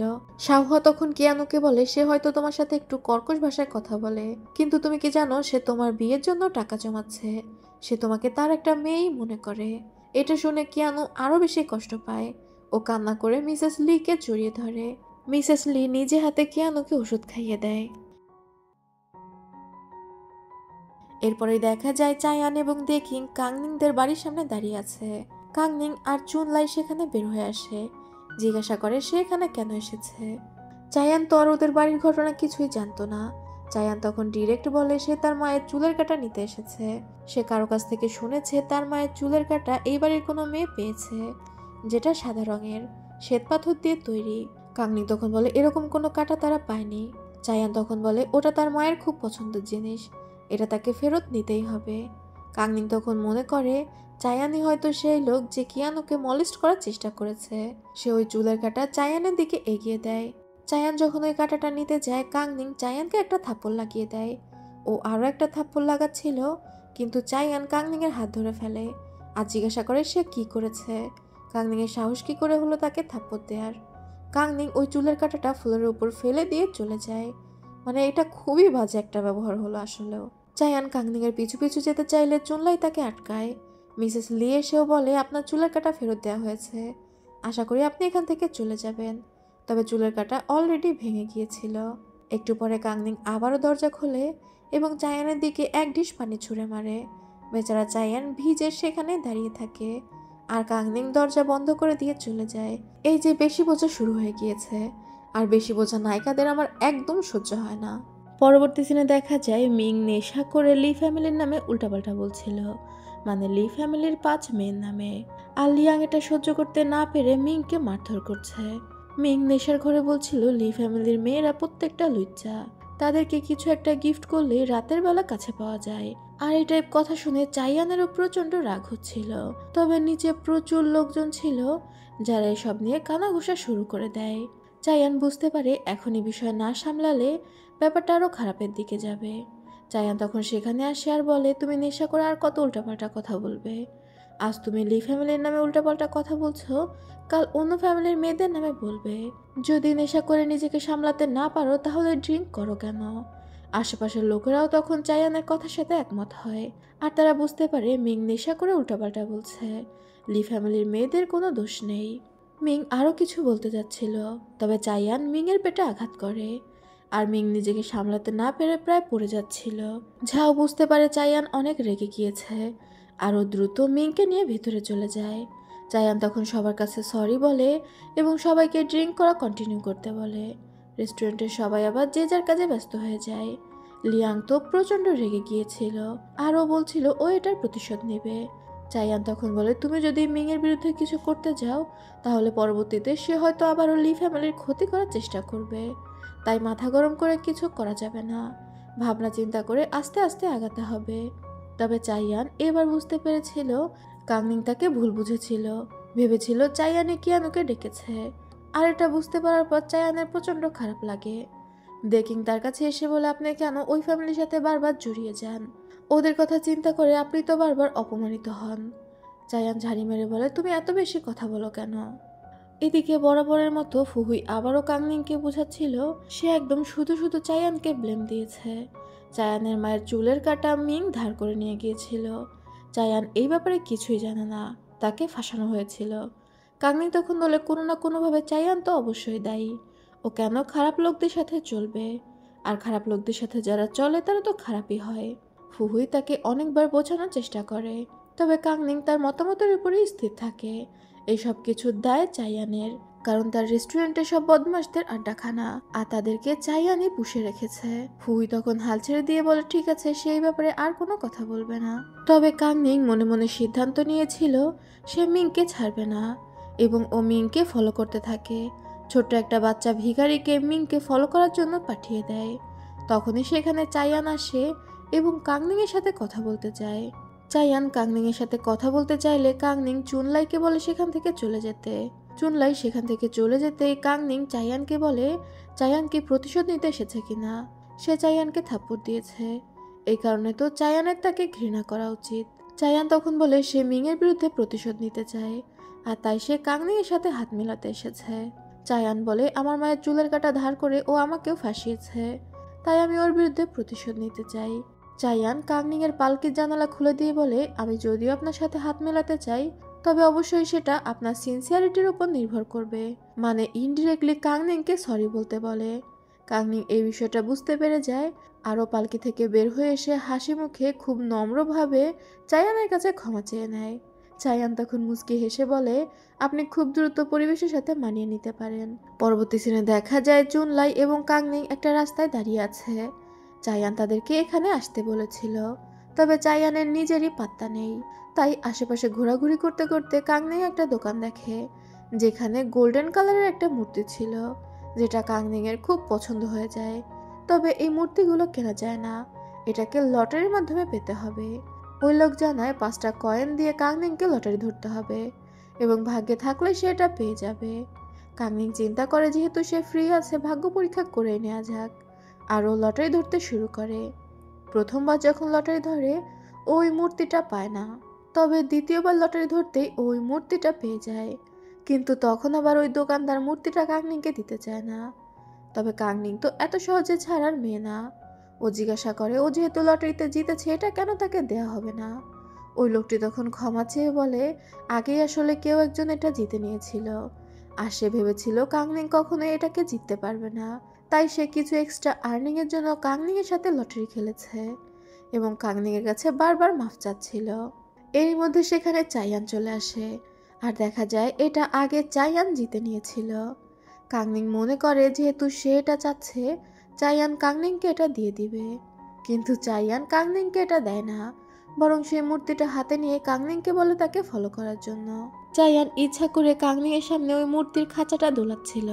সে তো জানতোই কাংনিং এর এটা পছন্দ হয়েছে, আর কাংনিংও চাইয়ানের ব্যাপারটা খুব ভালোভাবেই বুঝতে পারছিল, কিন্তু ও বিষয়টাকে হজম করে নিচ্ছিল। কাংনিং খেয়াল করে এই এলাকা দিয়েই মিং ঘোরাফেরা করছে, তার মানে চাইয়ান মিংকে ফলো করছিল আর কি। দেখা যায় একটা সুন্দরী মেয়ে মিং এর দিকে তাকিয়ে মুস্কি মুস্কি হাসছে। মিং যেহেতু একটু নারী লোভী ছিল, ও তো এই ফাঁদে পা দেবেই। ও তখন ওই মেয়েটার পিছু পিছু চলে যায়। ওরা সেখানে সন্ধ্যা পর্যন্ত অপেক্ষা করে। কাংনিং বিরক্ত হয়ে বলে, আর কতক্ষণ তাদেরকে অপেক্ষা করতে হবে। চাইয়ান তখন বলে, আর বেশিক্ষণ না, পাখি খাঁচাতে ধরা দিল বলে। মিংও তো সেখানেই ছিল, আর বিকেলের দিকে ওর সাথে যে মেয়েটা দেখা হয়েছিল, সেই মেয়েটাকে আবারও এখানে দেখা যায়। সে মিংকে তার বাড়িতে যাওয়ার জন্য নিমন্ত্রণ করে। তার বাড়িতে কেউই নেই। মেয়েটা বিবাহিত ছিল, তবে তার হাজবেন্ড বাইরে গিয়েছে। মিং তো মনে করে এটাই সুযোগ, এমন সুযোগ তো হাতছাড়া করা যায় না। ওই মেয়েটার সাথে তার বাড়িতে চলে যায়। তবে তার বাড়িতে যেতেই ওই মেয়েটার হাজবেন্ডের কাছে হাতে নাতে ধরা পড়ে যায়। ওই মেয়েটার হাজবেন্ড তো মিং এর মাথায় বস্তা চাপা দিয়ে তাকে পেটাচ্ছিল। তখনই চাইয়ান আর কাংনিং ভিতরে যায়। এই পুরো প্ল্যানই ছিল চাইয়ানের, আর এই লোকেরা চাইয়ানের লোক, যারা মিংকে মারছিল। চাইয়ান কাংনিং এর হাতে একটা লাঠি তুলে দেয়। কাংনিং তো বুঝতেই পারে চাইয়ান কি বলার চেষ্টা করছে। ও তখন নিজের মনের খায়েশ মিটিয়ে মিংকে ইচ্ছা মতো পেটায়। পিটুনি খেতে খেতে মিং অজ্ঞান হয়ে যায়।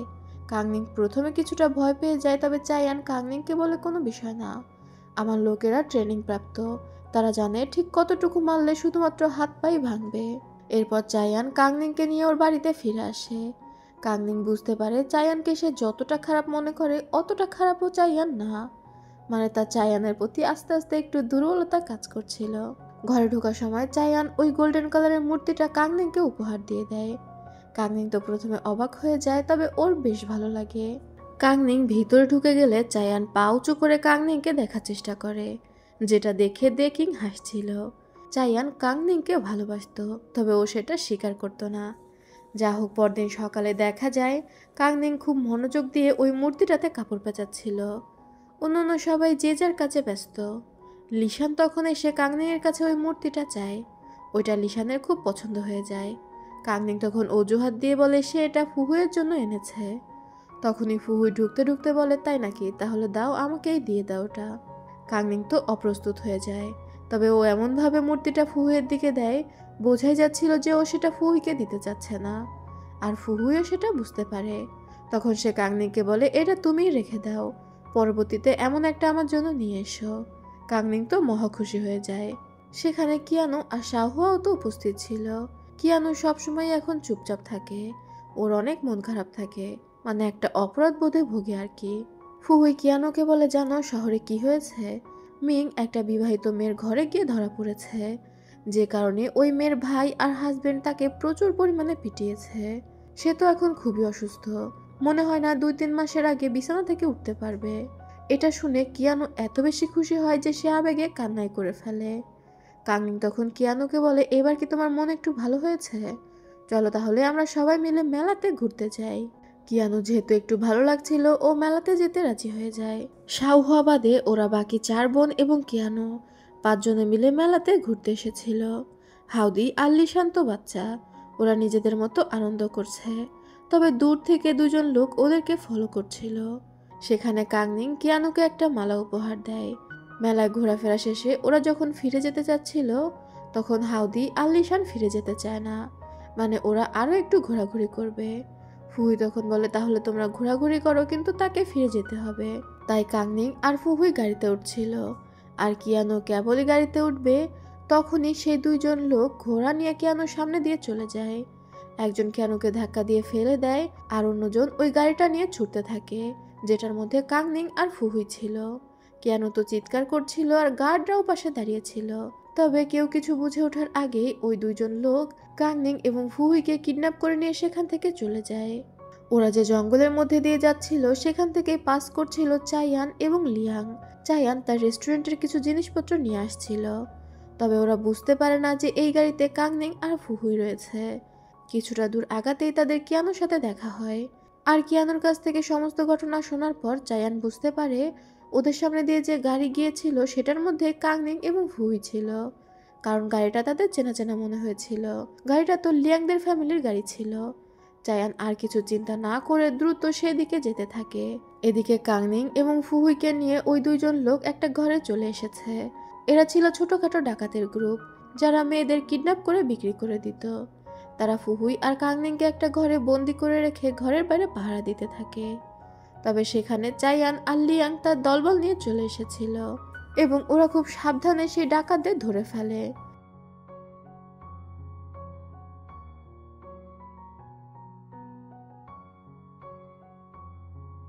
লিয়াং তো দৌড়ে ফুহুইয়ের কাছে যেতে চাচ্ছিল, তবে চাইয়ান ওকে আটকে দেয় আর বলে, তুমি যদি এখন ফুহুইয়ের কাছে যাও তাহলে ফুহুই তোমাকে দোষ দিবে, বলবে তোমার গার্ডরা তাকে প্রোটেক্ট করতে পারেনি। তুমি কি চাও ফুহুই তোমার উপর রেগে যাক আর তোমাকে পেটাক? আসলে চাইয়ান ইচ্ছা করে লিয়াংকে আটকাচ্ছিল। ও চাচ্ছিল কাংনিং একটু ভয় পাক, ওদের এমনিতে অনেক সাহস। এদিকে ফুহুই আর কাংনিং নিজেদের হাতের আর চোখের বাঁধন খুলে ফেলেছে, চিন্তা করছিল কিভাবে পালানো যায়। এরই মধ্যে ওরা কারো আশার আওয়াজ পেয়ে নিজেদের চোখ আবারও বেঁধে ফেলে এবং পড়ে থাকার নাটক করে।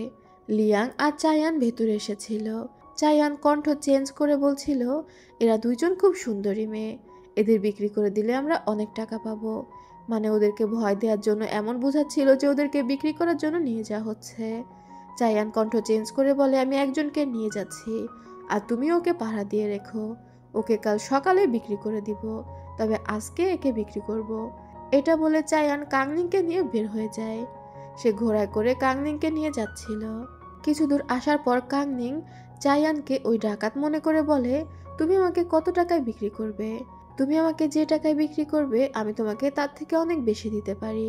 আমি শহরের মধ্যে একটা চায়ের দোকান চালাই, আর সেটা পান রেস্টুরেন্টের সামনে। পান রেস্টুরেন্টের মালিক খুবই খচ্চর, আমি তার নাকের ডগা দিয়ে তার উপর থেকে ব্যবসা করছি। তো বুঝতেই পারছো আমি কত বুদ্ধিমতী। তুমি যদি আমাকে বিক্রি না করো তাহলে আমি তোমার জন্য ব্যবসা করতে পারি এবং তোমাকে অনেক বেশি টাকা উপার্জনের পথ দেখাতে পারি। চায়ান তো কাংনিংয়ের কথা শুনে হাসছিল, আর এটাও ভাবছিল যে কাংনিং ওকে খচ্চর মনে করে। শুধু খচ্চর না, লজ্জাহীন এবং কঠোর। চায়ান তখন বলে, তুমি আবার আমাকে মিথ্যা সান্ত্বনা দিচ্ছ না তো? কাংনিং বলে, একদমই না, আমি জানি ব্যবসায় কোন ট্রিক্স কাজে লাগাতে হয়। তুমি আমার কাছে এসো, আমি তোমাকে বলছি। চায়ান তখন কাংনিংয়ের একটু কাছাকাছি গেলে কাংনিং চুলের কাঁটা দিয়ে চায়ানের উপর আক্রমণ করে দেয়। চায়ান তো মাটিতে পড়ে যায়, তবে কাংনিং ইচ্ছা মতো চায়ানের দিকে চুলের কাঁটা মারছে। চায়ান তখন নিজের কণ্ঠ ঠিক করে বলে ফেলে, কাংনিং এটা আমি। কাংনিং নিজের চোখ খোলে আর চায়ানকে দেখে তো অবাক হয়ে যায়। সে চায়ানের উপর পুরো চড়ে বসেছিল। ওরা 2জনই দ্রুত উঠে দাঁড়ায়। চায়ান জানায় কিয়ানোর কাছ থেকে খবর পেয়ে সেই এসেছিল কাংনিংকে বাঁচাতে এবং কাংনিংকে একটু ভয় দেওয়ার জন্য নাটক করছিল। কাংনিং তখন জানায় সে আগেই বুঝতে পেরেছিল এটা চায়ান, সে নিজেও একটু নাটক করছিল। এরপর চায়ান কাংনিংকে ঘোড়ায় চাপিয়ে দেয় আর ও ঘোড়াটা নিয়ে হাঁটতে থাকে। কাংনিংয়ের তো খুবই ভালো লাগছিল। ওরা শহরের কাছাকাছি এসে গেলে চায়ান কাংনিংকে একটা হুডি টাইপ পরিয়ে দেয়, যাতে করে কেউ কাংনিংকে দেখতে না পায়, কাংনিংয়ের রেপুটেশনের কোনো ক্ষতি না হয়। কাংনিংকে বাড়ির সামনে ছেড়ে দেওয়ার পর চায়ান তাকে বলে, তুমি মনে করো না আমি তোমাকে টিজ করার জন্য এমনটা করেছি, আমি শুধু তোমার সাথে কিছুটা সময় কাটাতে চাচ্ছিলাম। কাংনিং কোনো কথা না বলে ভিতরে ঢুকে যায়, তবে তার ফেস এক্সপ্রেশন দেখে বোঝা যায় যে তার খুবই ভালো লেগেছে। ঘরের ভিতরে ম্যাডাম লি তার ছোট 2 মেয়েকে পেটাচ্ছিল। কিয়ানুর পায়ে আঘাত লেগেছে, শাওয়া তাকে ওষুধ লাগিয়ে দিচ্ছে। ম্যাডাম লি তার 2 মেয়েকে পেটাচ্ছে আর বলছে, তোমাদের জন্যই এমন দশা হয়েছে, কেন তোমরা তোমাদের বোনকে রক্ষা করতে পারোনি। যা হোক, এর মধ্যে কাংনিং ভিতরে চলে আসে, আর কাংনিংকে দেখে তো সবাই কান্না করে ওকে জড়িয়ে ধরে। একে অপরকে জড়িয়ে ধরে সবাই মিলে কান্না করতে থাকে। এরপর আমাদের পরদিন সকালের দৃশ্য দেখানো হয়। ফুহুই সেখানেই পড়েছিল, বস্তাবন্দি অবস্থাতে, আর বাইরে লিয়াং চায়ানের সৈন্যদের সাথে ফাইট করার নাটক করছিল। একটু পরে ও ফুহুয়ের কাছে যেতে চায়, তবে চিন্তা করে এভাবে যদি যায় ফুহুই তো বুঝতেই পারবে যে সে কোনো ফাইট করেনি। তাই লিয়াং মাটিতে একটু গড়াগড়ি খায় এবং একজন সৈন্যকে বলে তাকে আঘাত করার জন্য। ওই সৈন্য লিয়াংকে 2-1টা ঘুষি মেরে দেয়, যাতে করে বোঝা যায় যে লিয়াং কিছুটা আহত হয়েছে। আর এরপর লিয়াং যায় ফুহুইয়ের কাছে ভিতরে। সে দ্রুত ফুহুইকে মুক্ত করে আর বলে, আমি চলে এসেছি, তোমার আর কোনো ভয় নেই, আমি তোমাকে এখান থেকে বাঁচিয়ে নিয়ে যাব। তবে ফুহুই লিয়াংকে দেখে তো প্রচণ্ড কান্না করতে থাকে। সে লিয়াংকে মারছিল আর বলছিল লিয়াং এত দেরি করে কেন আসলো। কান্না করতে করতে ফুহুই লিয়াংকে জড়িয়ে ধরে। তবে লিয়াং তো এটাই চাচ্ছিল, ওর খুবই ভালো লাগে যে ও ফুহুইয়ের সামনে হিরো সাজতে পেরেছে। ড্রামার আজকের পর্বটা আমি এখানেই শেষ করছি। কেমন লাগছে ড্রামাটা অবশ্যই কমেন্ট করে জানাবে। বেশি বেশি কমেন্ট করলে আমি খুব দ্রুত ড্রামার নেক্সট পার্ট নিয়ে আসবো। আজ তবে যাচ্ছি, আল্লাহ হাফেজ।